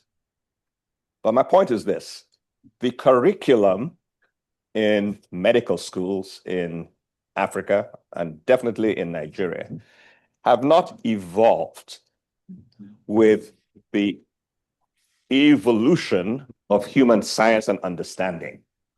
And that is because the training mindset of the university is still rooted in the fundamental architecture of what it was provided with. The curriculum in my medical school has changed, has been revisited 3 times since the 1950s. And the most recently was about 10, 11 years ago. So education has to be relevant only if it continues to evolve with the needs of society. And society must continue to evolve. Therefore, education society does continue to evolve. Therefore, the education becomes irrelevant if you can't compete on a global scale because you're redundant. If you can't innovate for the local environment and the local context, therefore you become irrelevant.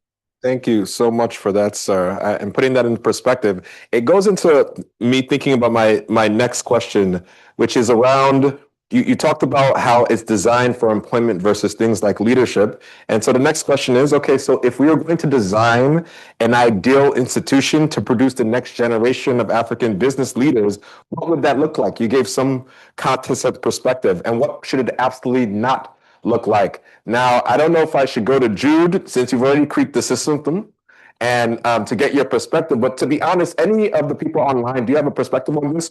What would you design the ideal institution to produce the next generation of African business leaders? And honestly, whoever has a heart to talk about it can discuss it. So I don't have African business school experience. Like I didn't go to business school in Africa, so I start with that caveat. So I don't know what the current curriculum is. But I can talk about, so I was an econ undergrad, which is a business degree, right, out of UI. And then I came to Kellogg. And as I think about what worked then, what we learned, a little bit of what we heard earlier from Dr. Aluko, one is the curriculum back then was just too driven by the Western models. Now, maybe it's changed. I don't know if it has. So if there are people who've gone to business school in Africa more recently, please correct us. But I think a core piece is the curriculum has to be relevant to the operating context, not just curriculum that was transported from, Cambridge or Harvard or whatever. And some of the critical elements that I think will need to be more adapted is the intersection of the public sector and the private sector and communities in Africa is such a dynamic and evolving space that is very different from how those things play out in the Western world. So that's one piece. The other piece around actually more of a focus of understanding development models that work for Africa, in Africa, versus development models from the World Bank or IMF that may have worked in Asia or Eastern Europe, but are not attuned to the African experience. I think that's really important because if I think about a lot of the curriculum, economics undergrad in Nigeria was all kind of the IMF, World Bank, USAID stuff that, has shown hasn't really worked for Africa. And so really understanding development programs that are tuned and how you actually spur economic development in that local context, I would hope the curriculum would be much more focused on that versus what was when I was, in undergrad 30, 40 years ago. And then the last piece is really about what does it mean to be an African leader in Africa, operating in Africa. Again, the leadership models that we learn in Western business schools are very Western leadership models. And so I think it'll be really important to make sure that's not what the curriculum still is. And again, I don't know what the curriculum is, but the Western leadership model is very much about capitalism. It's very much about your role as a leader. It's very much around individualism. And it's all about, excellence and a star system. That's not really how Africa functions. And in Africa, I think the leadership models that are sustainable are much more holistic and community-based and relational. And so again, those are some of the elements that I think would need to be different, but I don't come from a place of expertise about what they teach in, the Nairobi Business School or Lagos Business School, because I really don't know what the curriculum is. But I would hope that it is much more tailored to what is actually relevant to be a leader in Africa. Thank you for that. Elizabeth, Jude, do you have a comment on that? Yeah, so I can write on the back of TT. And speaking to what happens in the local business school, so Lagos Business School, for instance, I didn't go, but I have a few friends and colleagues who have gone. I think they build not just to produce employable graduates. I think we've gone beyond that. What they do now is to build people who can build institutions, right? And on the back of that, you've seen a number of unicorns and gazelles that you're seeing out there now, which we're very proud of. They build people who can move capital and solve problems, right? And compete globally without losing, their context.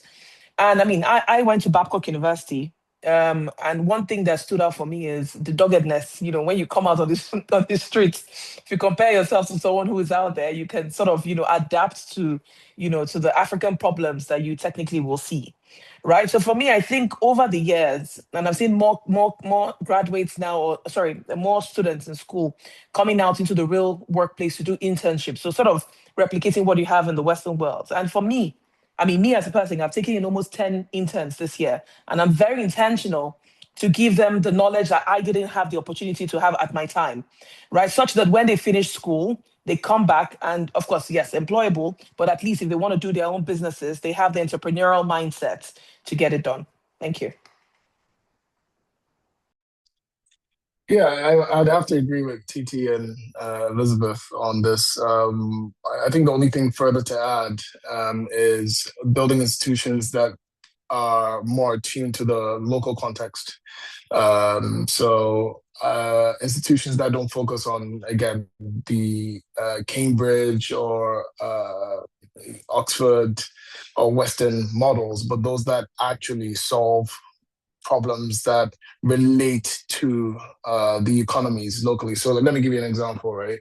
I'm from Ghana, right? And I based here, I live here now, having relocated 3.5 years ago. One thing I noticed very quickly was, especially around hiring and researching what was going on in universities locally here, was an emphasis on, the arts and liberal arts. And I look at the composition of Ghana's economy, which is very natural resources driven, around gold, mining, et cetera, et cetera. And there were very few, in my opinion, based on my cursory research, there were very few institutions that actually trained folks locally to go, not just be employable in those industries, but to actually take ownership and build institutions and businesses in those. And that's why for the longest time you've seen the likes of, South African companies and UK conglomerates owning a lot of the a lot of the businesses in those industries. But I see a shift happening, and I can, I can say, point out universities like Ashesi University, which I think is doing a very fantastic job in training the next generation of leaders to effectively become industry titans and people of good standing in society. So I see that shift happening. So to summarize, for me, the ideal institution on the continent will be one that emerges and has a perfect blend between, the theory, but also very practical training for the local context in terms of the composition of the economy.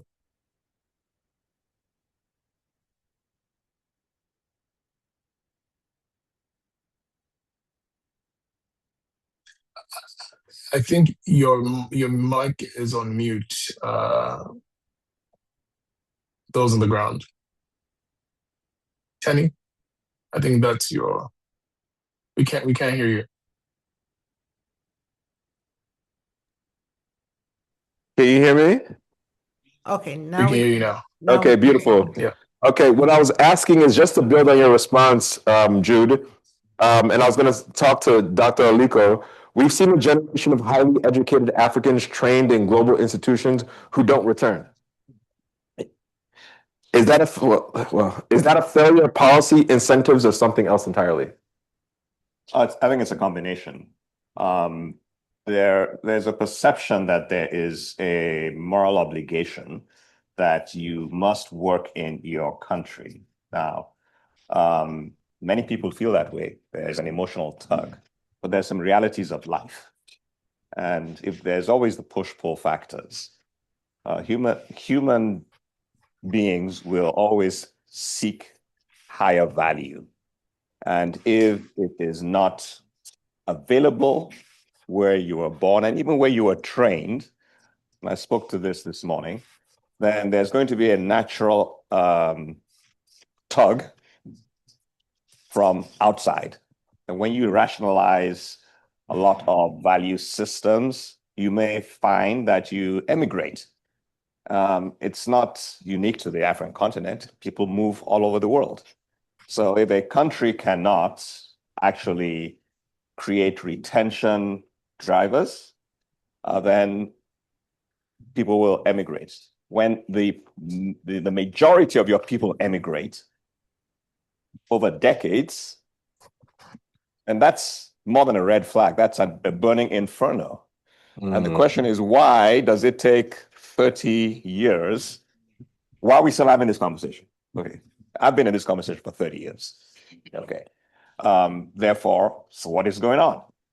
Why is it that there is not an intentional process at the highest level of governance that decides to put a decades-year strategic plan to create value on the continent so that people from the continent, but not just the continent, from the world, decide to emigrate to the continent? That's my first reaction to that. Now, I come from the generation where parents wanted their children to go to medical school, law school, or engineering school. That was it. So it tells you how old I am. That was it. It's much more broad now and understood, but one has to understand the skill sets you are going to school for and the context within which you live. If you don't have an enabling environment that allows your education to enable you to be relevant, then it's more than just the education. It is the ecosystem within which you are inserted. And this comes back to capital, it comes back to governance and responsibility. And a clear example is the following. I keep on going back to my core competency, which is medicine. There are medical graduates in Nigeria today who cannot find internships. In a country that is workforce strapped in the health industry, medical graduates sometimes spend a year looking to get an internship, some 2 years. So, I mean, there's a big contradiction in the fact that you have a doctor who's trained, whose training is subsidized by government, and is looking and begging for work. I get calls from doctors asking me to use my contacts on the continent with my classmates who are running hospitals and part of faculty to get internships. So the point is this, that person is actually going to leave the country. So there are multiple levels that go way beyond the theory about what is the pull factor, retention, the emotional factor, sentimental versus the reality. There on the ground. Yeah, I think there's a lot of push and pull factors, and you also mentioned capital. I think, given our situation, we should think about the diaspora as capital as well. So the diaspora is often talked about in terms of remittances, money sent home. But what about the less visible forms of capital that diaspora professionals carry? How have you seen that play out in practice? And since we have a banker here in Elizabeth, I don't know if you ever thought about the diaspora capital and remittances and the less visible forms of capital that the diaspora professionals often carry. How have you seen that play out in practice? Okay, so I mean, there's a lot of talk around remittances, IMTOs, and the likes, right? But that's the only visible layer that we see, right? There are more transformative contributions that we see from the diaspora that is, beyond remittances. It is, of course, the invisible capital, which is trust. You have networks, credibility, and of course, knowledge transfer. Right? I mean, capital rarely moves simply because of the opportunity exists. It moves where there is, of course, governance. So the confidence that you get in governance and, of course, the execution and also the counterparties that are involved. Right? And what happens typically is that those diasporan professionals are technically the ones that breach that confidence. So when you walk into a room with global investors and you have a diasporan in the room, the global investor tends to listen to him more than, if you have someone who is onshore local. Right. So, of course, that helps and bridges that trust and confidence. And over the years, we've seen that in corporates today on the boards, when you have, diasporans as well, it brings that level of reputation. right? And of course, if you see, and we had Obasanjo visit the bank recently, and somebody asked him a question that, sir, how do you have the talent to recruit during your administration? You recruited very strong hands, so the likes of Okonjo-Iweala and the likes who were in his cabinet. And his response was, if you need to move the country forward, you need such people in your cabinet, and if you need to get them, you do everything you need to do to get them. So in summary, right, it's beyond remittances. We have trust. We have invisible capital that we need to look at as well. And over the years, it's something that we need to make more pronounced. Thank you. Has really come up. And you mentioned trust, you mentioned governance, you mentioned knowledge transfer and things like that.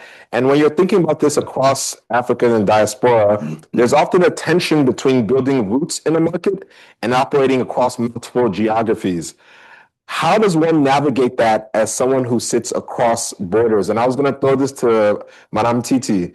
If you have a thought about building roots in a market, operating across multiple geographies, navigating that as someone who straddles both. Sure. So again, my perspective, is based on my experience, which is grew up in Nigeria, was born in America, grew up in Nigeria, came back for grad school and then stayed. And to the point made earlier, for me, it was all about, the relative opportunity here versus where I was coming from in Lagos. But as I think about your question, I have a perspective that kind of long-term sustainability for the whole self. I'm not just talking about your career. I'm talking about for life to at the end of the day be like, I had a fulfilling life. You got to solve for the whole thing, right? So you're not just solving for your career, you're solving for your family, you're solving for your community, you're solving for all the things that matter to you. From my perspective, to do that, you have to have roots somewhere, which is you have to be part of some community. And if you have a family, some level of stability. And then you can go do a lot of different things. So for me, my roots were, once I left Nigeria, my roots were put down Chicago, Charlotte. That's where I lived. That's where I raised my kids. But I led teams in 14 different countries. I was probably on a plane every single day at some point in my career. And I could have impact in Asia, in Africa, in Europe, but I had my core of this is where my home is, this is where my family is, this is where my core community is. And then I branch out from there.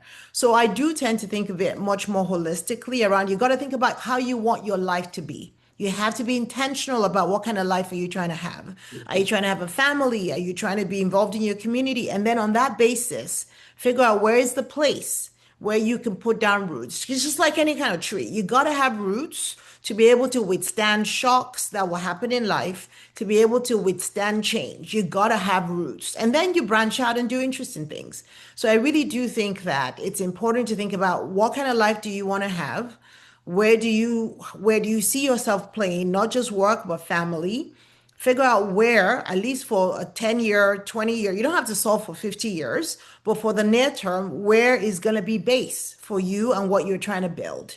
And then off of that base, you have a support system where you can go experience a bunch of different things and travel the world and lead teams. But for me, especially as a working mom, having a stable base was important to be effective at what I did. Thank you for that. I'm going to throw my next question at Jude, and then I'm going to ask the audience so you guys can get your questions ready. And can we get somebody who has a microphone that can go around? A couple of things you said that was interesting. One is to choose. I think a lot of times as Africans, we want our roots to be both places or in different places, et cetera, like that. But you mentioned this idea of solving for family, community, for friends, and all those being important and making a concerted decision to choose one place and then being able to grow and branch on that. Jude, a final question for you before we throw it out to the audience. From a strategy perspective, what does it take for an institution or country to build a genuine competitive advantage when it comes to human capital, considering the different roles that you've been in with venture marketing, investment, et cetera? It's a fantastic question. I think that question is better answered by addressing the previous question, which I didn't get an opportunity to chime in on. So I will do in terms of why do people not return to the continent? I think with that, I always like to go back to first principles. A, do they need to return to the continent? And if the broad answer is yes, then the next question is why? Why do they need to return?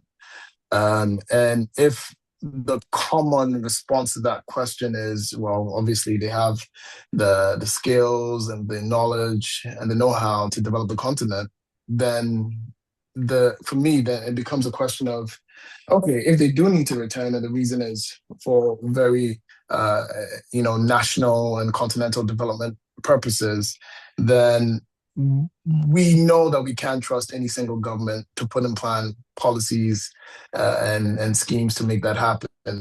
My very esteemed co-panelist said it. He's been having this conversation for 30 years or so.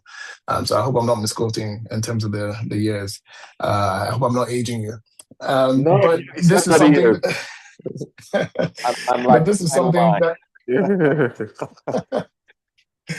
But this is clearly something that's been a problem for a long time. So for me, I'm not someone who likes to wait around for somebody to come fix my problems. So what I do is try in my own small way to lead by example. So I guess the next thing you would have to do is for those who are on the ground and those who maybe lead businesses or institutions, I think it's incumbent on us to recruit the diaspora, to put in place incentives, and to lower the barriers for them to come back and to create soft landings is what I like to call it. So very recently, for example, I run a 7-year-old business. It's not very old, but somehow by the grace of God, we've managed to get where we are. And I've recruited bankers, mid-level senior bankers, young investment professionals from New York, from London, and other parts of the world to come back to the continent. Some of them aren't even Ghanaian, right? I've recruited Liberians to come to Ghana and from Manhattan, and to come and lead teams and to train, junior staff, to hire interns, et cetera, et cetera. So I think that's one of the ways in which we can address that problem. I think it's incumbent on those of us who are privileged enough to lead teams or run businesses to put in place schemes internally to attract diasporan talent back to the continent and create soft landings for them, because they are spoiled, right? The diasporans are spoiled. They're used to systems that work. They're used to pays the salaries and compensation that makes sense. And so somehow you're going to have to do a give and take to make it make sense. And I've seen successes with those kind of corporate policies and personal policies being put in place. So I think that somewhat addresses your subsequent question to me. Yeah, it does. Okay. Soft landing, create incentives, but I don't think we should consider diaspora spoiled because we want salaries when we go to Africa. Like, to be honest, pay us what we're worth. We have to pay back student loans, and we want to live life and do all the wine things that all our bow tie God does. So we have fine wine here, but we also have new wine in the crowd. And we have questions. So can we get some questions from the audience? And fine wine, new wine, old wine. And you just raise your hand and I'll have one of the moderators, one of the assistants come to you.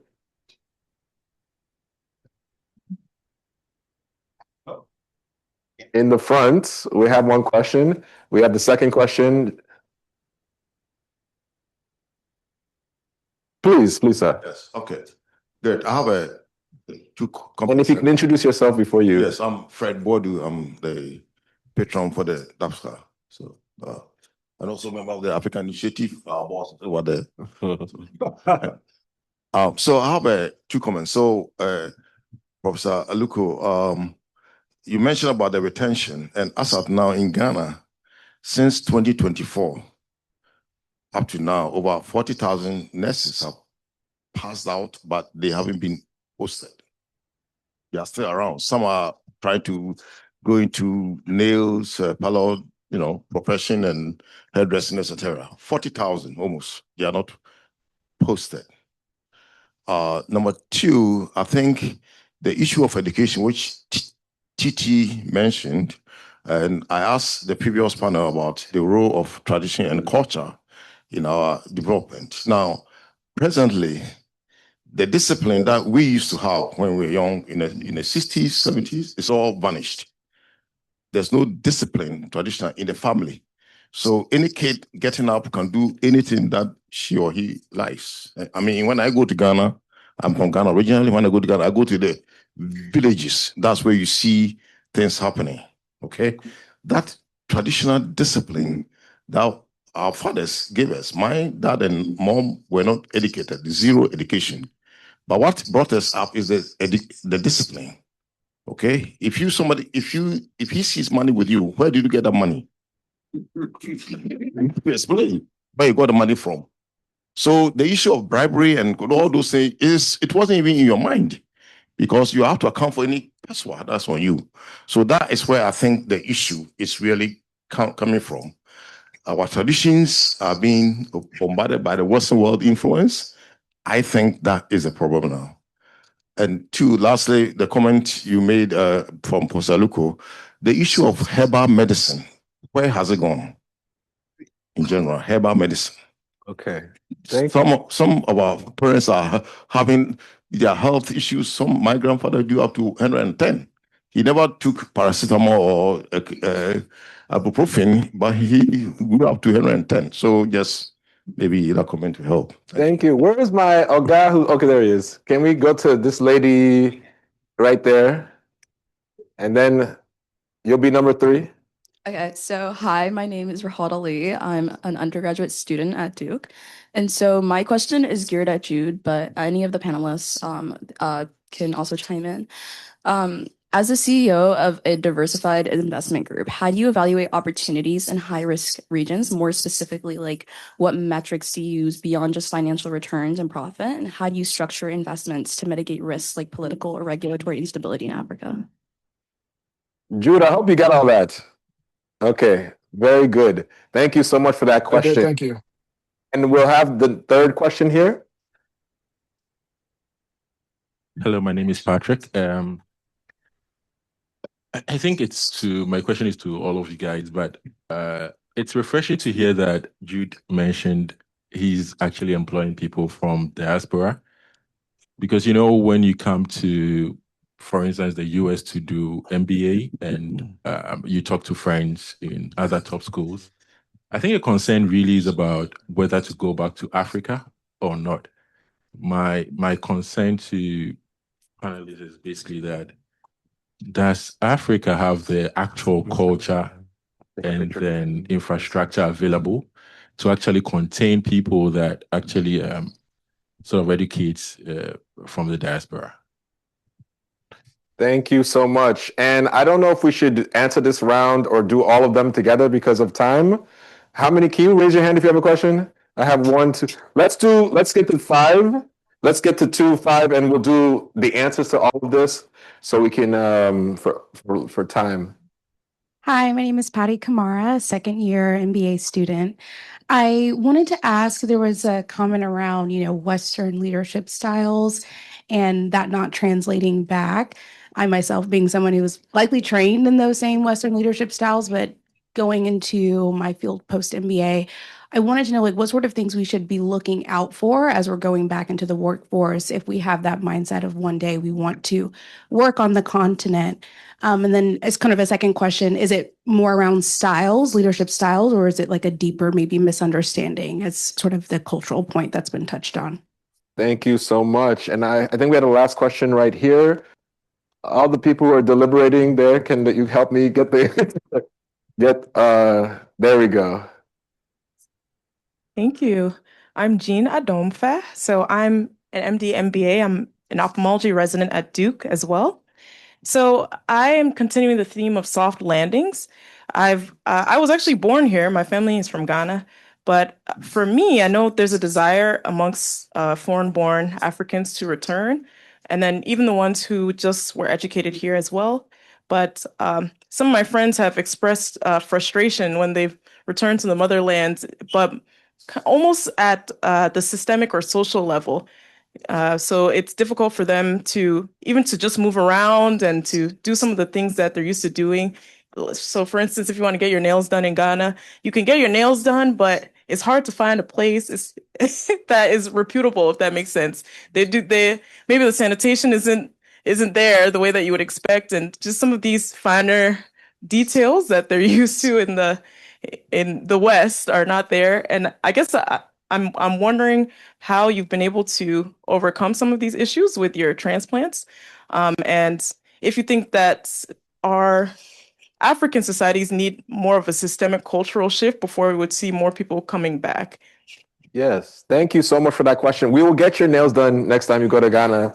I promise you, we'll use our networks. But I think the broader point about small comforts and things like that is really taken. So we have 5 questions.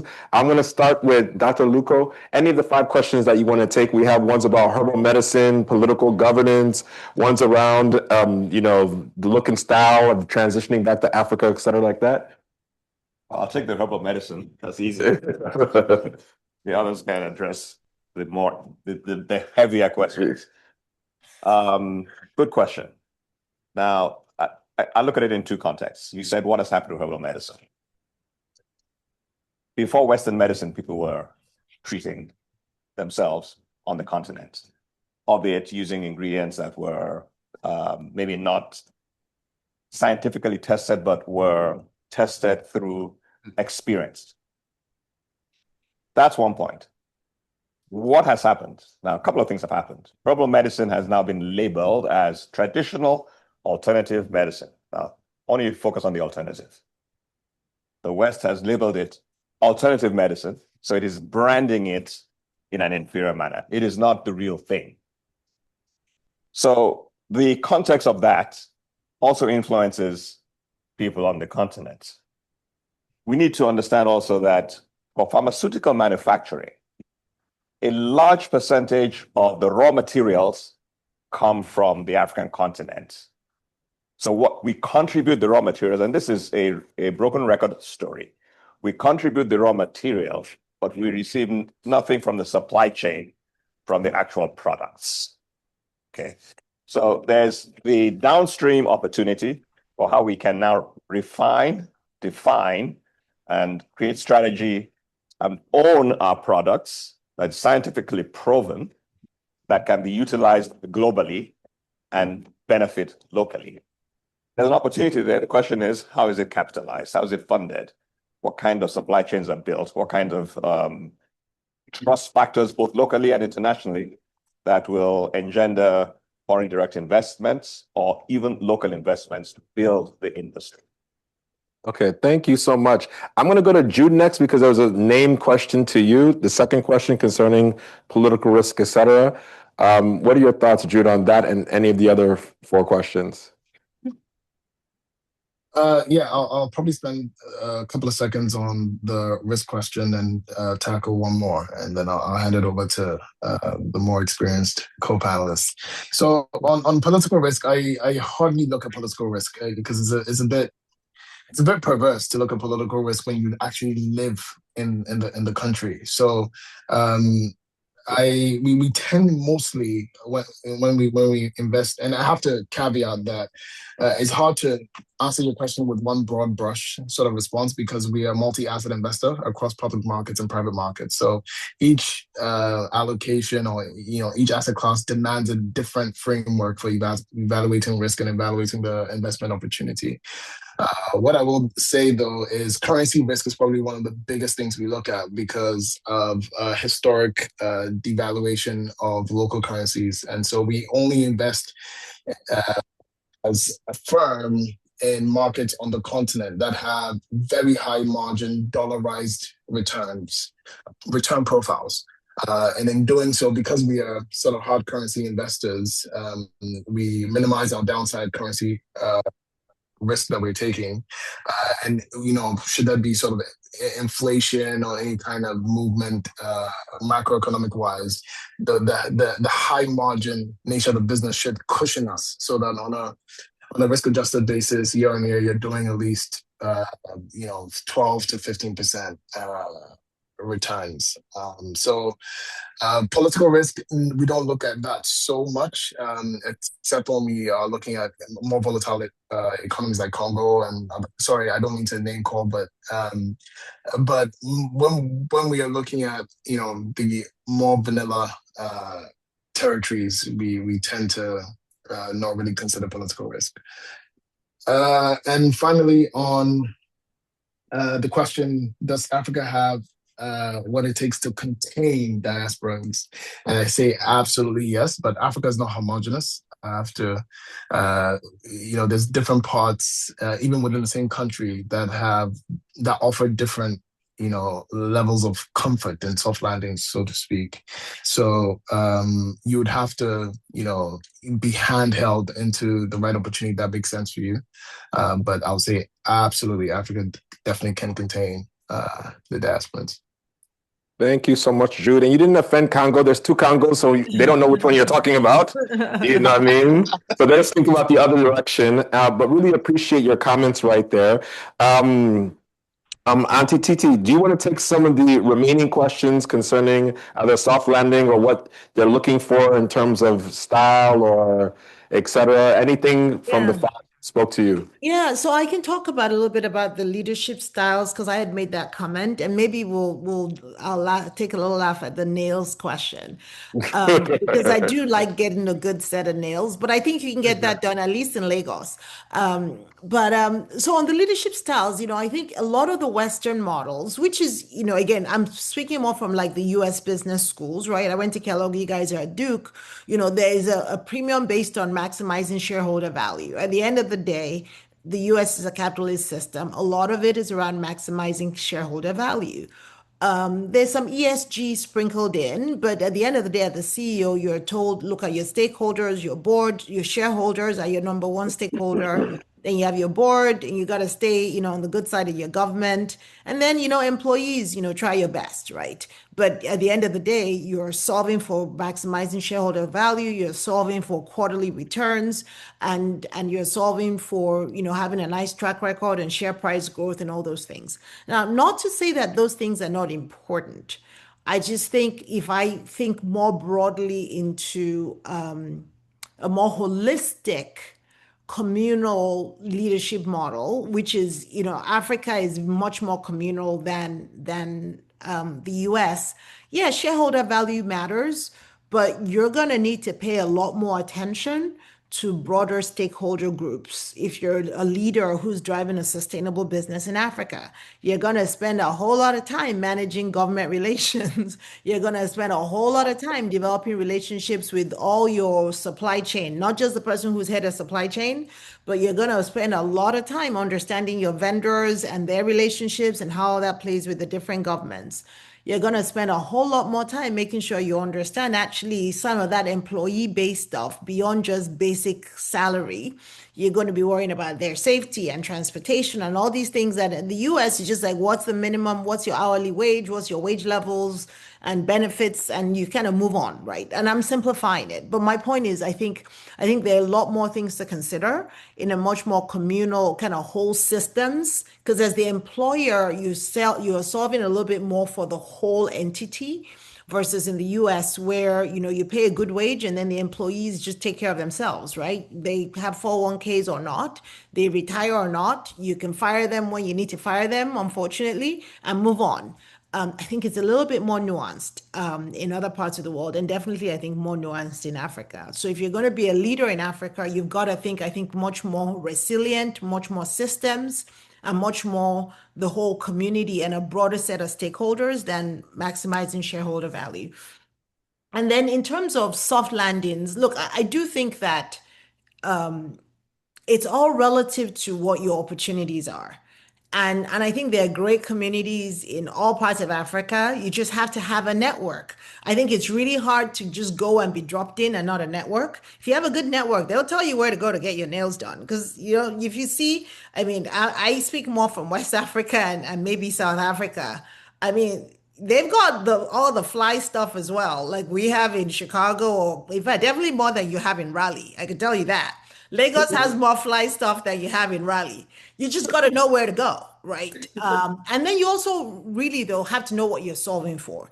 If you're solving for the full set of comforts of the Western world at your disposal, then you're probably not trying to go live in a developing country. And it doesn't even have to be Africa. Say, go to India, you're going to run into some of the same hiccups, right? So it's about what you're solving for. If you're solving for full comfort, probably stay in the Western world. If you're solving for a little bit more interest in life, maybe a little more volatility, you can still get the comforts. You got to know how to access them, and maybe more upside. Then emerging markets gives you all those things. It might not be all at your fingertips. Networks are important, but those things are there. But you have to know what you're solving for. If the primary focus is full comfort and not a lot of hiccups, then you should probably stay in the Western world. Thank you so much for that. Did she answer your next question? She did. Okay, good. Let me just say that she mentioned that the Raleigh, what we can't find in Raleigh.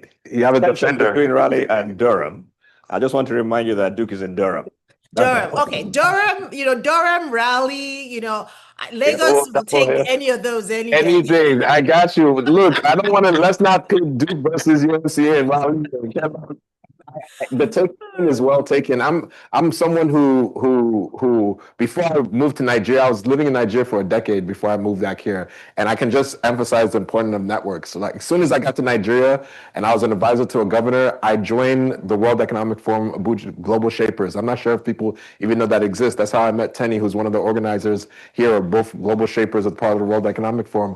I built a network called Niger DC, and we had people who are prolific all over the country. Now I run Nigeria's largest network of mental health providers, and it's all about the network. So I would say encourage folks to, really expand. So when I first got to Nigeria 10 years ago, I had a network of folks I had built and with the collaborative community. The other thing that people don't really realize is you should read about where you want to go. I'm going to say what I said again, because people don't really understand that. You should read about where you want to go to understand what's going on there, because by reading, you get cultural literacy that you can discuss with, but you just find out cool stuff that's going on. I moved back to Chicago. Now I read political every day, and people are like, oh, who's this guy who knows all about Chicago politics and things like that? I read, so I know more about things that are going in politics in Chicago than Chicago people do. And I've joined other boards and things like that. So just read. I would encourage other individuals. I wasn't going to entertain another question because he was a past panelist. I'm going to hear the comment or question from Mr. Hickman. I just want to add, when I first moved to Uganda, that was the first country, I guess outside of my tour in Afghanistan that I ever lived in. And at first, things can be frustrating because it seems chaotic. But once you learn how things work and you start seeing there's a lot of advantages at your feet there. I mean, name it. You just got to find a guy for it. Someone who delivers you everything. I mean, there's so many things that you have access to there because you're living in an environment that seems to be more unstructured, but that just makes it more creative and more ways to get things done. And once you start seeing that, you'll see the advantages. Like you're late to a meeting and you don't want to be stuck in traffic. You can hop on a boda because that boda driver is going to go on a sidewalk and weave in between them. So just add that as well. Thank you so much. And I think that's a good mark to end on. So can we congratulate all panelists of the Educating for Capital? Really powerful, important. I want to thank Dr. Yele, Auntie Titi, Madame Elizabeth, that I think is no longer, she still with us? No, she got kicked off. Okay. Infrastructure in Africa, sorry. Okay, and Jude, can we give him a round of applause? Thank you so much. I don't know. Can we do the picture thing? I want to, let's, yeah. Can we do that with them up here? Yeah. Can we do that real quick? And just should we sit or how should we do it? Should we sit or stand? What's the poll from the group? Should we sit or stand? Sit. Okay. Wait. Sit. What? Sit. Okay. Oh, why do you get the lights down? Oh, it's better for them. Okay.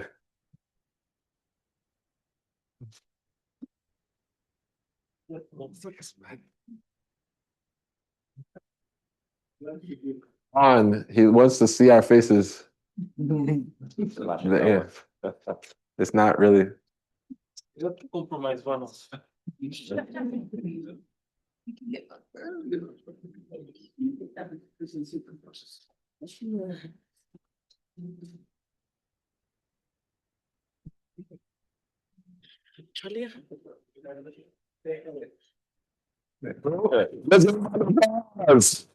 Thank you so much. Thank you guys from wherever you guys are calling from. You can take your seats. That said, that is our morning. Can we congratulate all the first half of this today? That has been great. We have lunch waiting for you. You guys can please help yourselves. And we can see that there's a lot of important perspectives outside of campus. Totally different. I mean, I was asked to do something very formal, but I think it would be more interesting to hear from all of you about the ways that you may encounter some of the questions that are presented either in Professor Mather's film or, okay, Neptune Frost is a bit of a reach perhaps, but I do think we all should try be a bit more poetic in life, you know. I mean, you all enjoy fiction, surely, and science fiction and any number of things. And there's obviously some really important messaging in that film that we shouldn't lay waste to, especially at this time, right? There are ways to talk about geopolitics by talking about art and culture.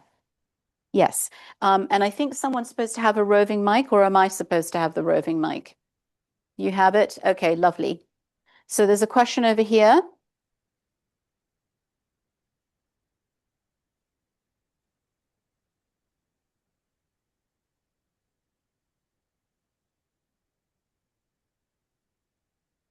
Hi, Jean Adomfe. I'm one of the resident physicians at Duke, but I'm also an MD, MDA, and I like storytelling as well. So thank you for this wonderful panel.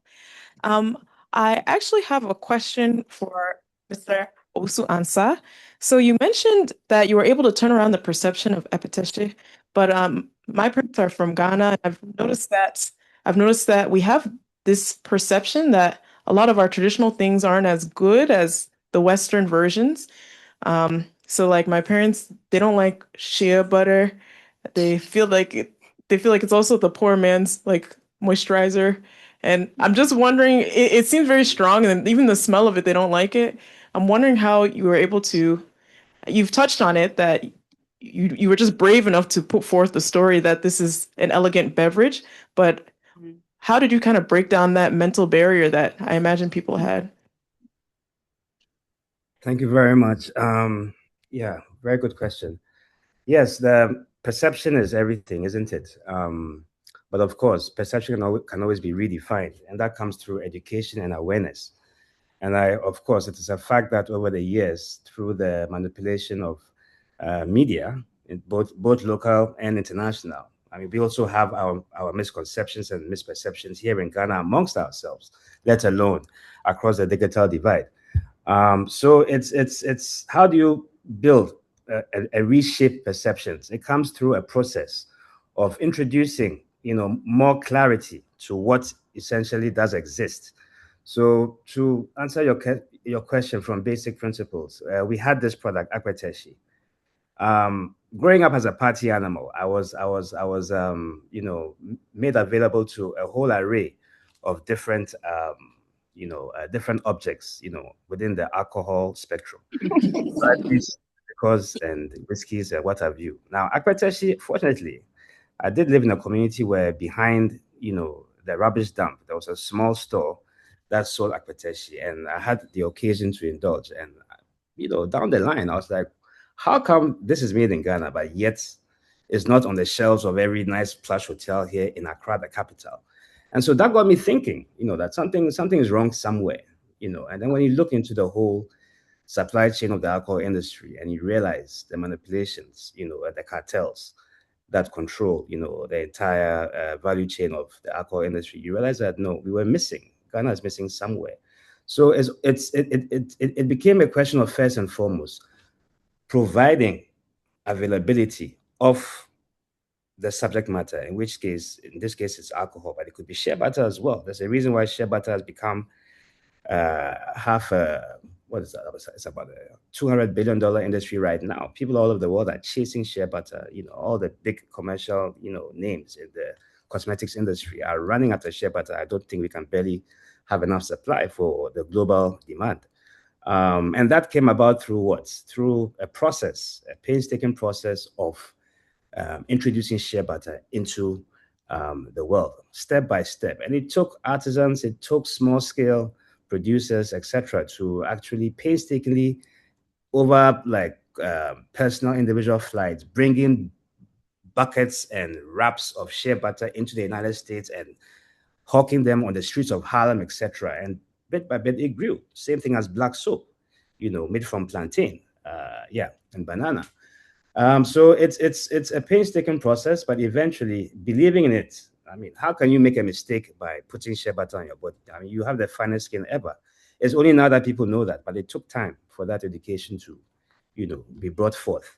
So it's and furthermore, to answer your question, it's a lot of creativity is also required when you are trying to reshape people's minds. You have to look at things from a media and advertising perspective. You have to go into the psychology of how people think. So essentially what we did with Akpeteshi, I would not say we rebranded it in a way we did, but what we did was to add more versatile ways of having people introduced into consuming Akpeteshi. And that herein comes the occasion where you have to be creative with making certain recipes, using, again, local Ghanaian ingredients. And I think that's really boosted the interest more than anything else.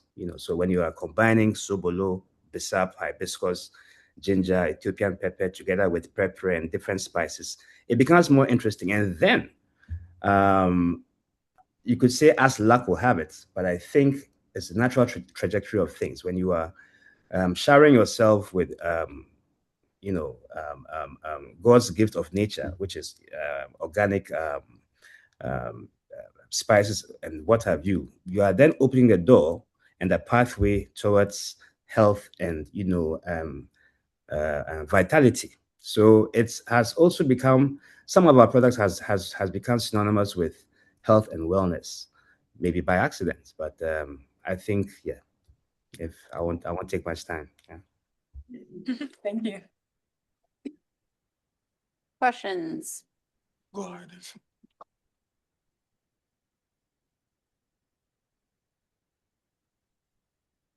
Yes, Roger, thank you for the initiative.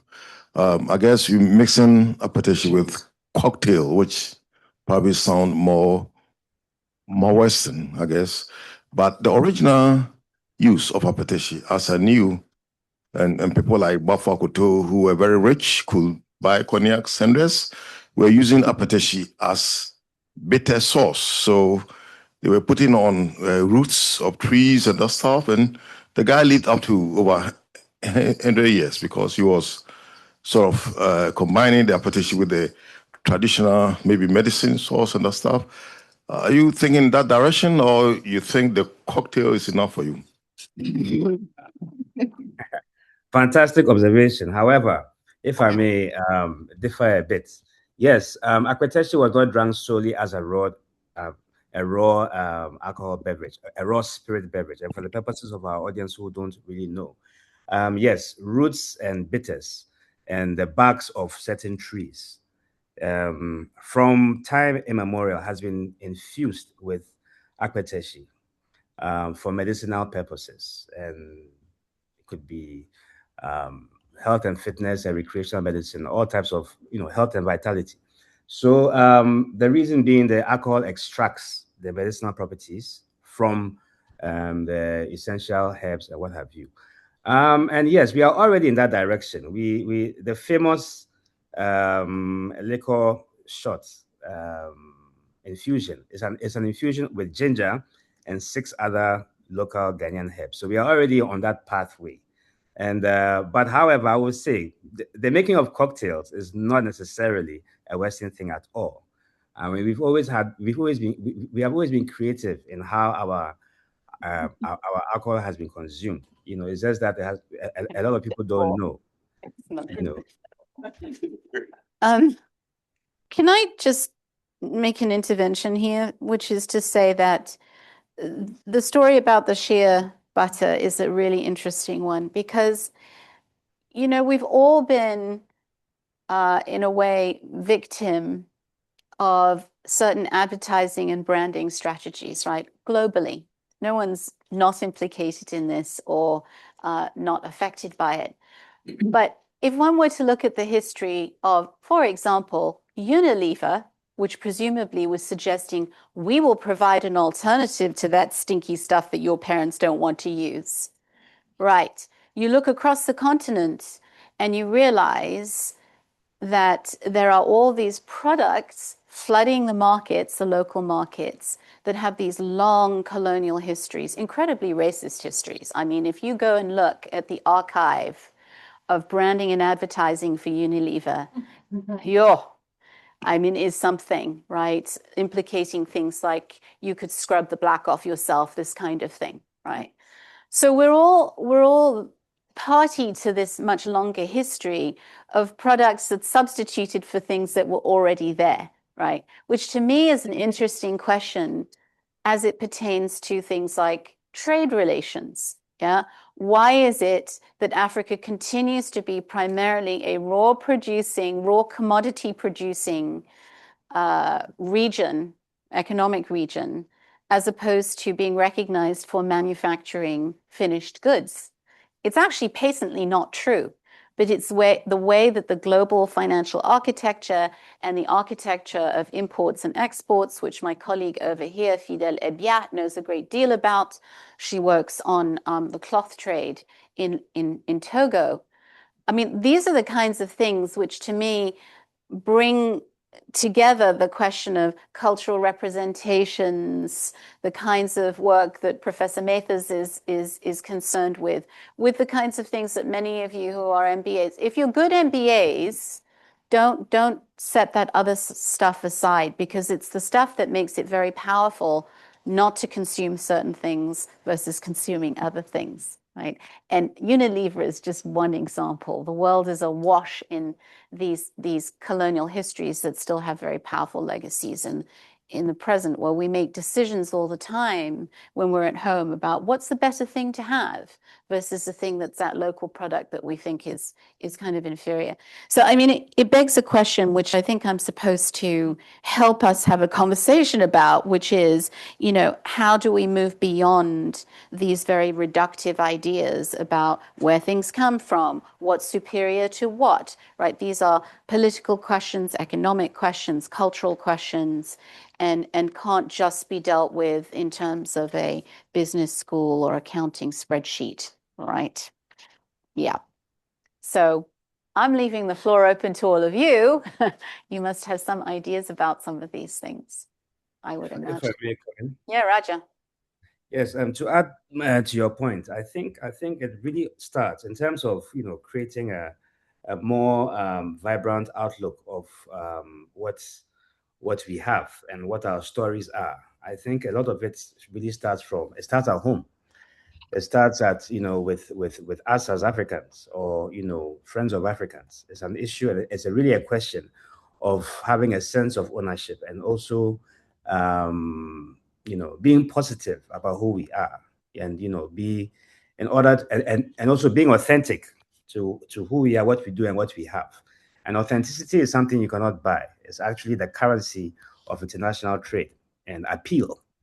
With authenticity, you can actually be firmly rooted in being safe as far as cosmetics are concerned, being safe as far as your organic food is concerned, and then being safe, and also portrayal in terms of what your culture is and what your culture has to offer to the world. And that is where that has a bearing on tourism as well.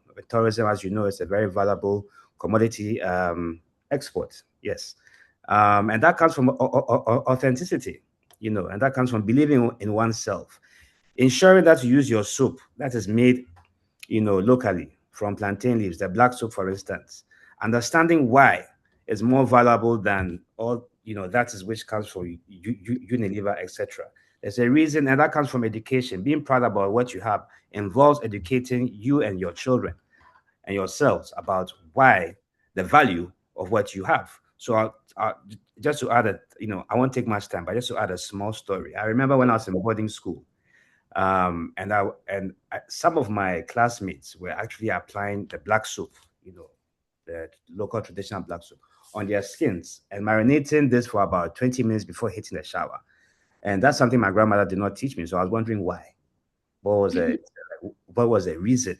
It took me so many years to understand that. Well, first of all, you definitely come out with a very, very, you come out looking very clean and very, wonderful, feeling all wonderful. But it turns out that there's a certain natural, what's the name, antifungal element within the soap, where if you acquire this technique of taking your showers, there's no way you acquire any skin disease whatsoever. And of course, from a biochemistry perspective, if you're not told this, you will not know. So again, adding more luster to telling your stories, involves creativity, whereby how you educate people, yourselves, and others about what you have is very, very important. Yeah.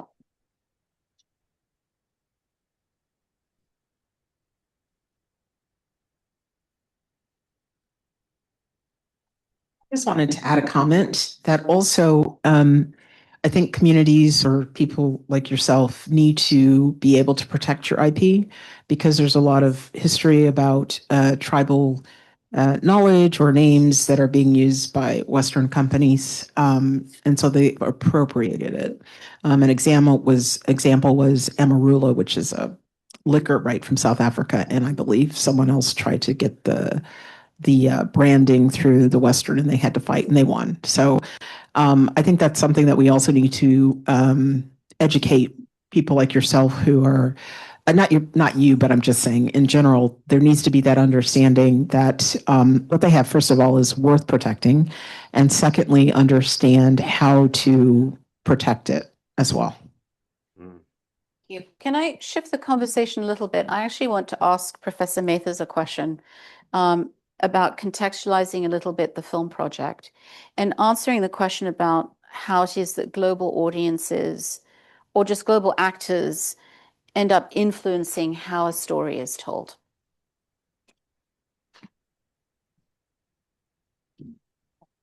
You can't say that in the business school. The word was capitalism, which is totally true. You should all be anti-capitalists after you leave business school. We are moving to a model of anti-growth, absent which the planet is going to collapse. So you will have to start thinking about how to engage in economic transactions and practices that don't rely on the need for constant growth. Have to do the opposite. Right. That's just my little shtick for today. So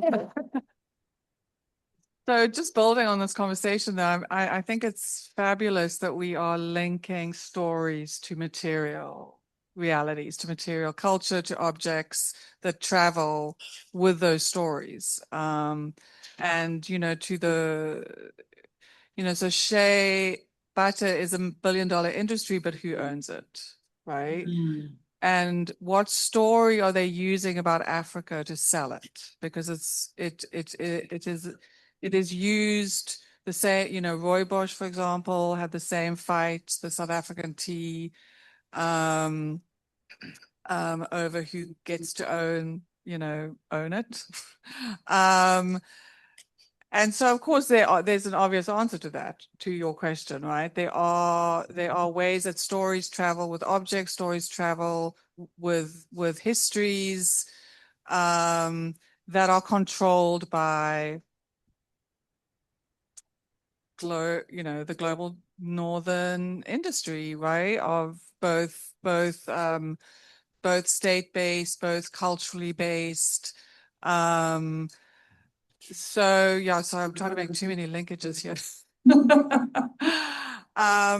So there's a power not just in extracting the objects, right? Extracting the natural resources. It then, on top of that, is imposed this particular story that really flattens out how those objects or how those resources were extracted from the continent, who did that work, who's making money from it. So that's why these stories really, really matter. They make a huge difference. They render the violence of how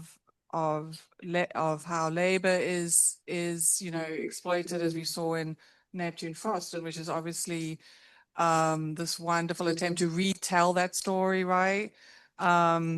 It makes all of the inequality around how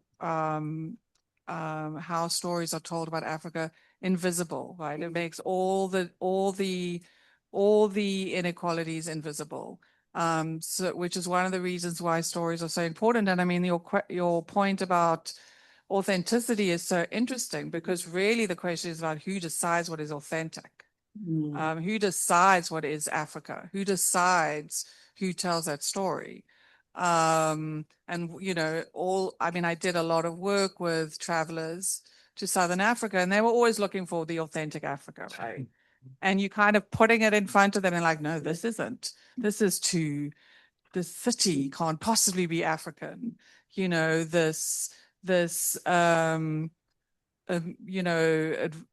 Particular use of technology, these kinds of community organizing around protests or other kinds of sort of political spaces, that's not authentic Africa. Take me to the cultural village. Show me a chief, literally, who's going to make all the women in the tourist group sit lower than him, because that's authentic Africa. Don't take me, to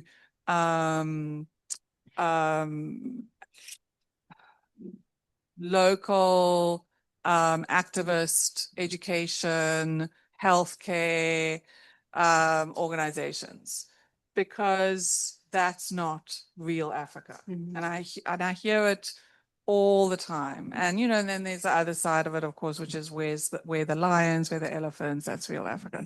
So there's two sides of it. But that story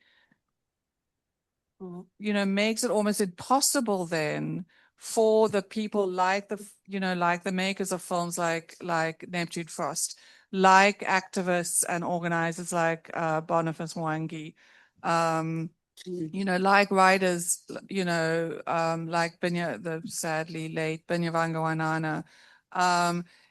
It makes their voices fall into the background because they're not authentic. And Binya not authentic in the Western mind about what is authentically African. And ironically, things like shea butter become more authentically African once they've been completely diluted and become something that is owned and controlled by a sort of pharmaceutical company in the West, right? So it's very, Binyavanga's story. Binyavanga was a satirical story. It was literally the opposite of what he thinks anybody should be saying, but he was calling out how easy it is, how familiar it is, that familiarity that people get from stories like that about Africa makes it seem more real. So that when you're trying to tell, when Africans, artists, poets, filmmakers, cocktail makers, frankly, are trying to say this is Africa, it doesn't make sense. This literally doesn't make sense to people. They just don't see it. They're like, when you see something that's dissonant to like what you think the world looks like, you just don't see it. You don't hear it. And that's I think is one of the reasons why it is so hard. I mean, there are the who controls the internet reasons, right? Who controls the movie industry? Who controls music?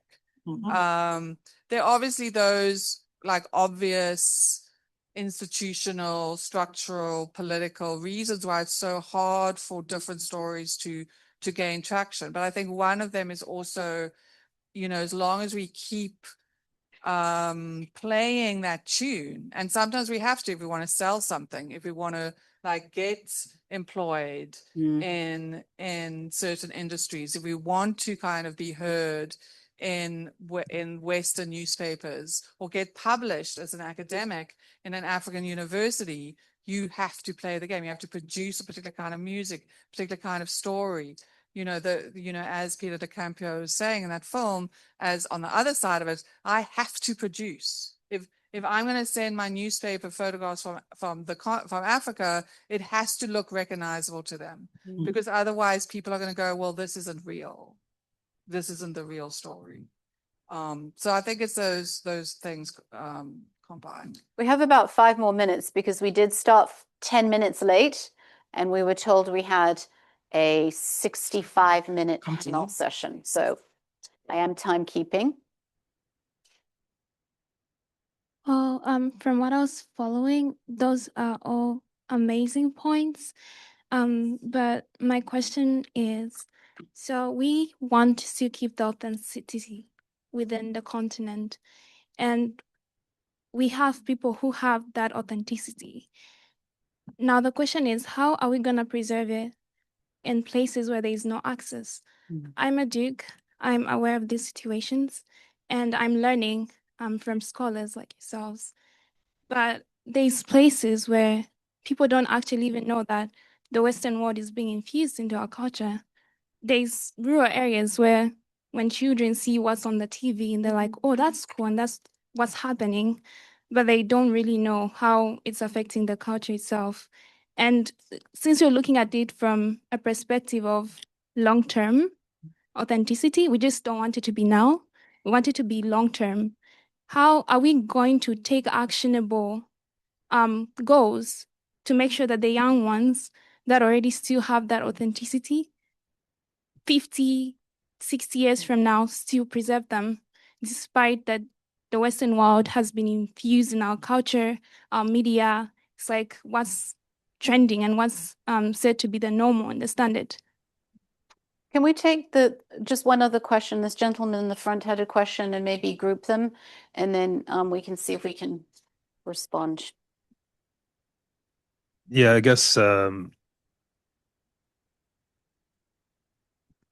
one question around was also like, have you guys had the conversation or considered also the parallel and the same from how Africans view African Americans?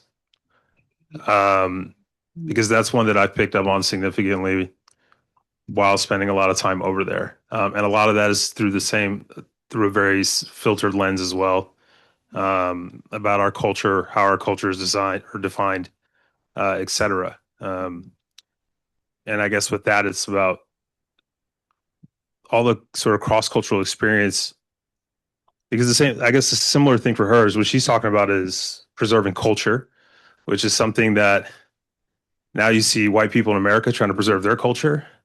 And it just all this stuff gets mixed up because now we live in a world where things are so accessible. It brings up a lot of different feelings, I guess, and that's what I just wanted to share. So I do see that Raja has a desire to respond. Could I also just, as moderator, I'm going to reclaim some time to quote somebody I admire. I think the thing that we haven't really articulated, just put on the table, is that all of this is operating in a system of power, right?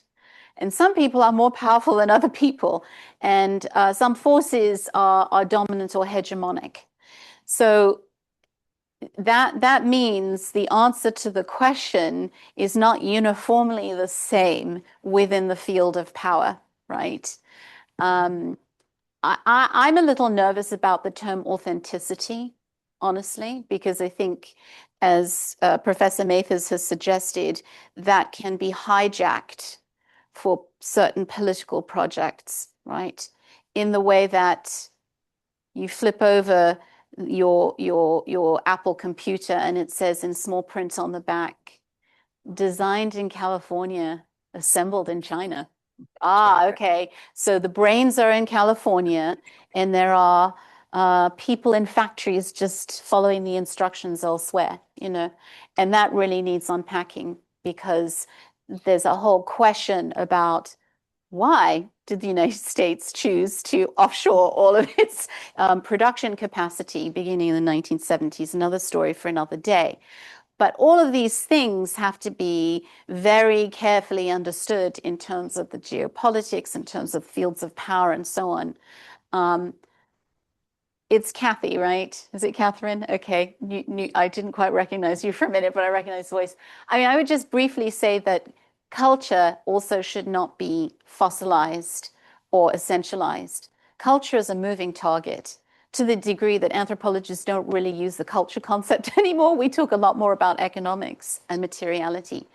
But the thing that's going on in the so-called village, which isn't really a village anymore because it's connected and has been for a long time because people are rural urban migrants back and forth all the time, is not something that's a fixed target. And yes, of course, people are hearing and feeling things from a perceived outside, but these are very complicated messagings that are received in very complicated ways, right? I mean, just as a very brief anecdote, and then Raja, I know you want to respond. During the early months of COVID, I was very struck by something in the public health capacity in the United States, as opposed to what was happening across the continent. I'll give South Africa as an example. Because of South Africa's very unfortunate experience of the HIV/AIDS epidemic in that country and in the region, South Africa became incredibly adept at contact tracing.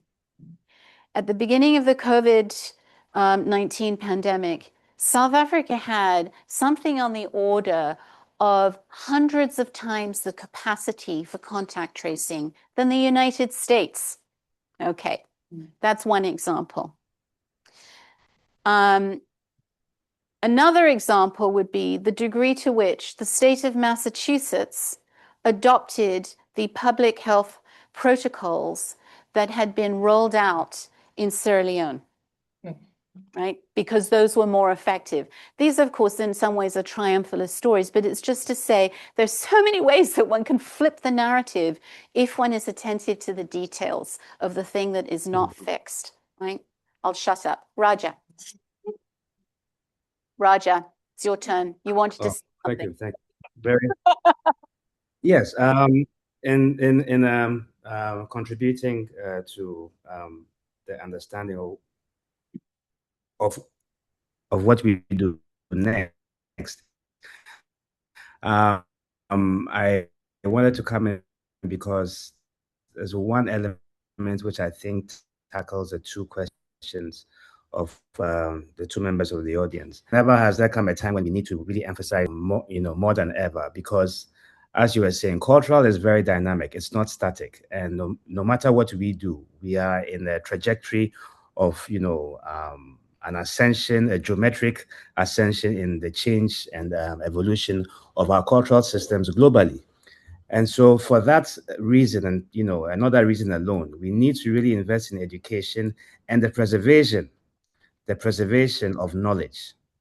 And I think there has never come a time more important than now for us to also invest in museums, because no matter what we do, this world is going to change. If we have to, benefit from the memory of what will become our ancient knowledge, we need to, invest in preserving it, because it will still be relevant then, even though our social systems may be different come the near future. So, and education also creates understanding. Knowing very well that, Africa is not just one simple village with mud huts everywhere. That takes education to educate people all over the world. Come and visit Ghana, come and visit Rwanda. Why? Well, here's what we have. Now, if you look at that video, that promotional video of Visit Rwanda, you see an entire dynamic presentation of what Rwanda has to offer, both on the, they will show you modern Rwanda, they will show you traditional Rwanda, but they will tell you that these are options. When you come, this is what we have. We need to educate our friends from all over the world on, what we have to offer and who we are.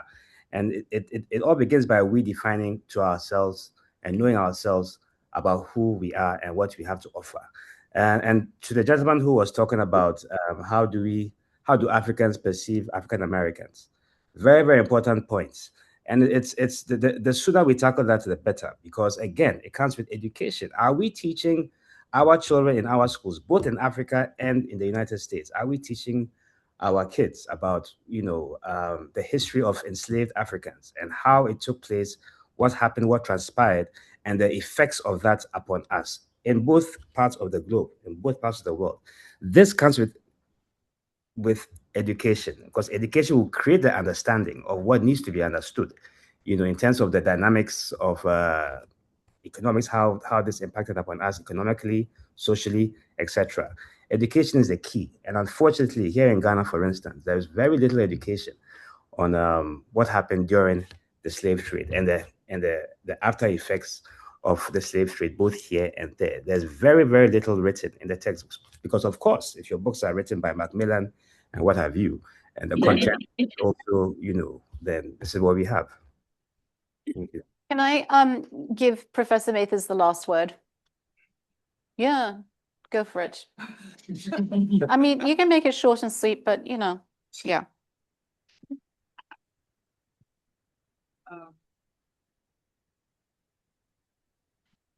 I mean, I think we have to go back to this question of power in terms of who shapes the stories, who has power on the continent to tell stories and represent stories. But I think it does.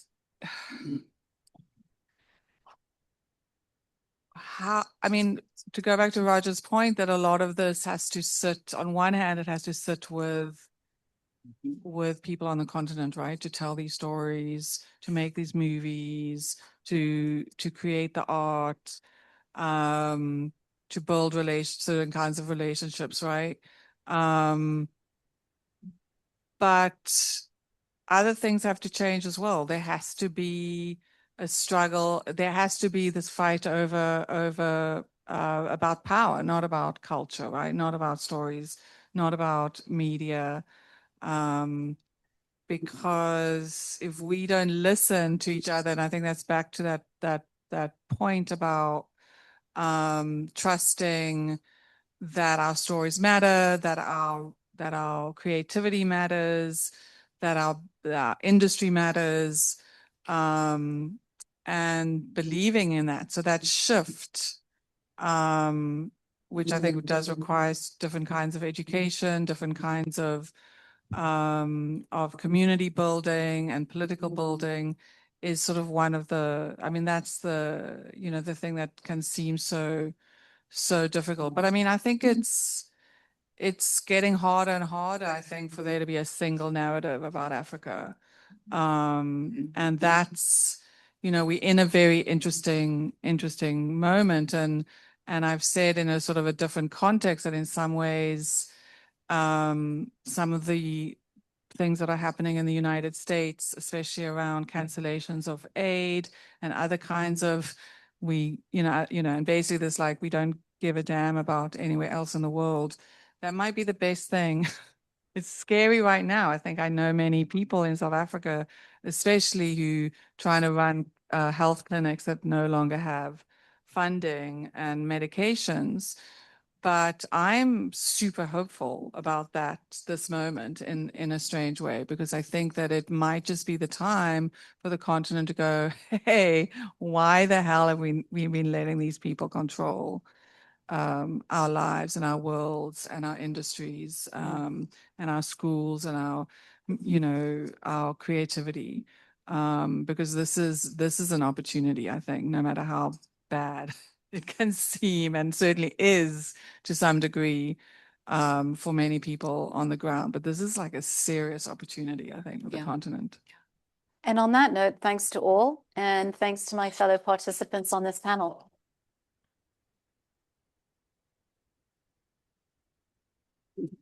Let's give them one more round of applause as they take their way.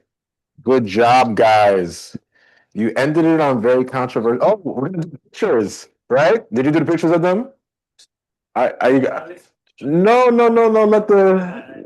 You already got pictures of them? Okay, that sounds good. Thank you so much for your amazing presentations.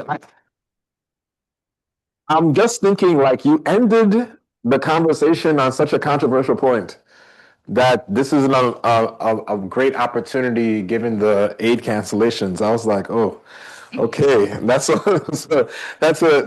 it's an interesting argument, but I think that the reason why we're here is to hear the varying perspectives. So very good conversation concerning cultural and narrative power. I want us to talk about some of the key things that we heard from there. There's how many steps in telling a good African story based on the conversation? How many? 6, 7, 20? Five. Who thinks it was 6? Raise your hand. Okay. 6. Who thinks it was 5? Raise your hand. It was 5. It was 5 steps that was told. And what were some of the steps? Say Africa. Say Africa in the title, right? What was another of the steps? Safari. Yes, that's one I wrote down too. I'll give one more of the steps. You said? Exactly. But also make sure that the Africans don't laugh. That's the one I was like, they don't know Africa. But that's a very important conversation. Then we also had something around everyday Africa, right? You guys remember that? The story and the portrayals about everyday Africa. And it made me think, like, when we think, who here has lived in Africa before? Raise your hand. Yeah. So if you're going to give representation of everyday Africa, what would it look like? What kind of pictures would you have for the project they had? What would you capture? I see you looking at me. But maybe it's because I'm the host. I can still pick on you. What would you have? If you're going to do a picture when you're back in Africa, anywhere in Africa, of everyday representations to add to the film project we saw, what would be your image? What would you take a picture of? Kids doing what? Running along the sea.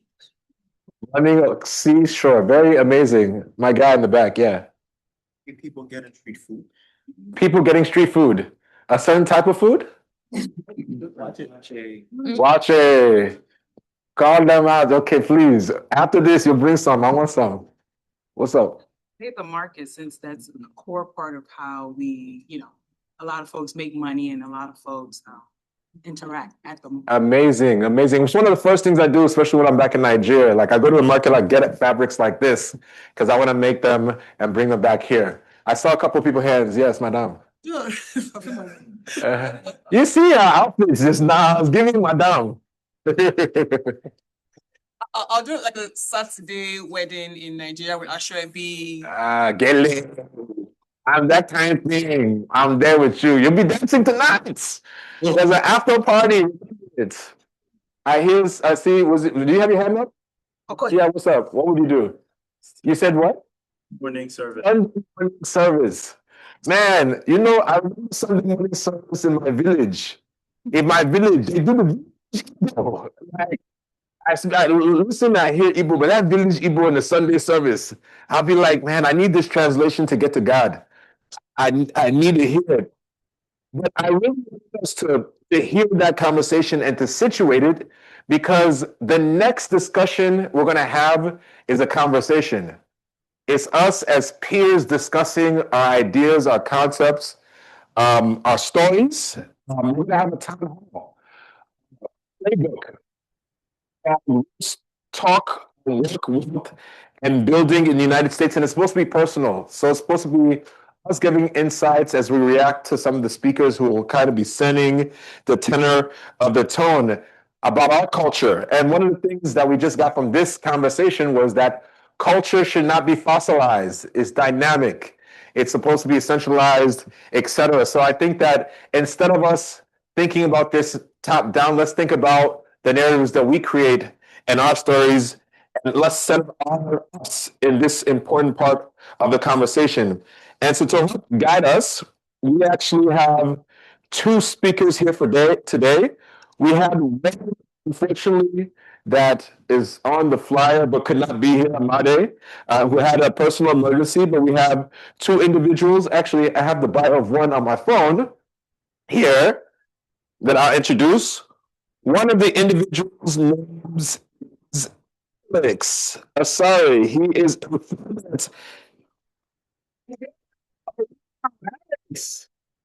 Yes, it's a surprise. Okay, Alex, man. I actually want to meet you now.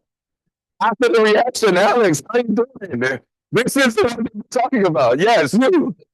Wow, Alex is a finance and strategy professional with a global perspective and a strong foundation of business. He's a current MBA at Duke, class of 2026. Give it up.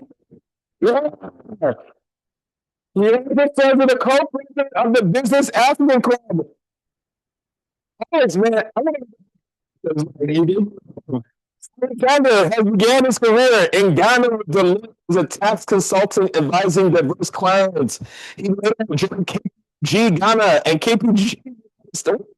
You can KPMG United States in multiple industries and gained extensive experience. He's a chartered financial analyst. Okay, story. Okay, wow, okay.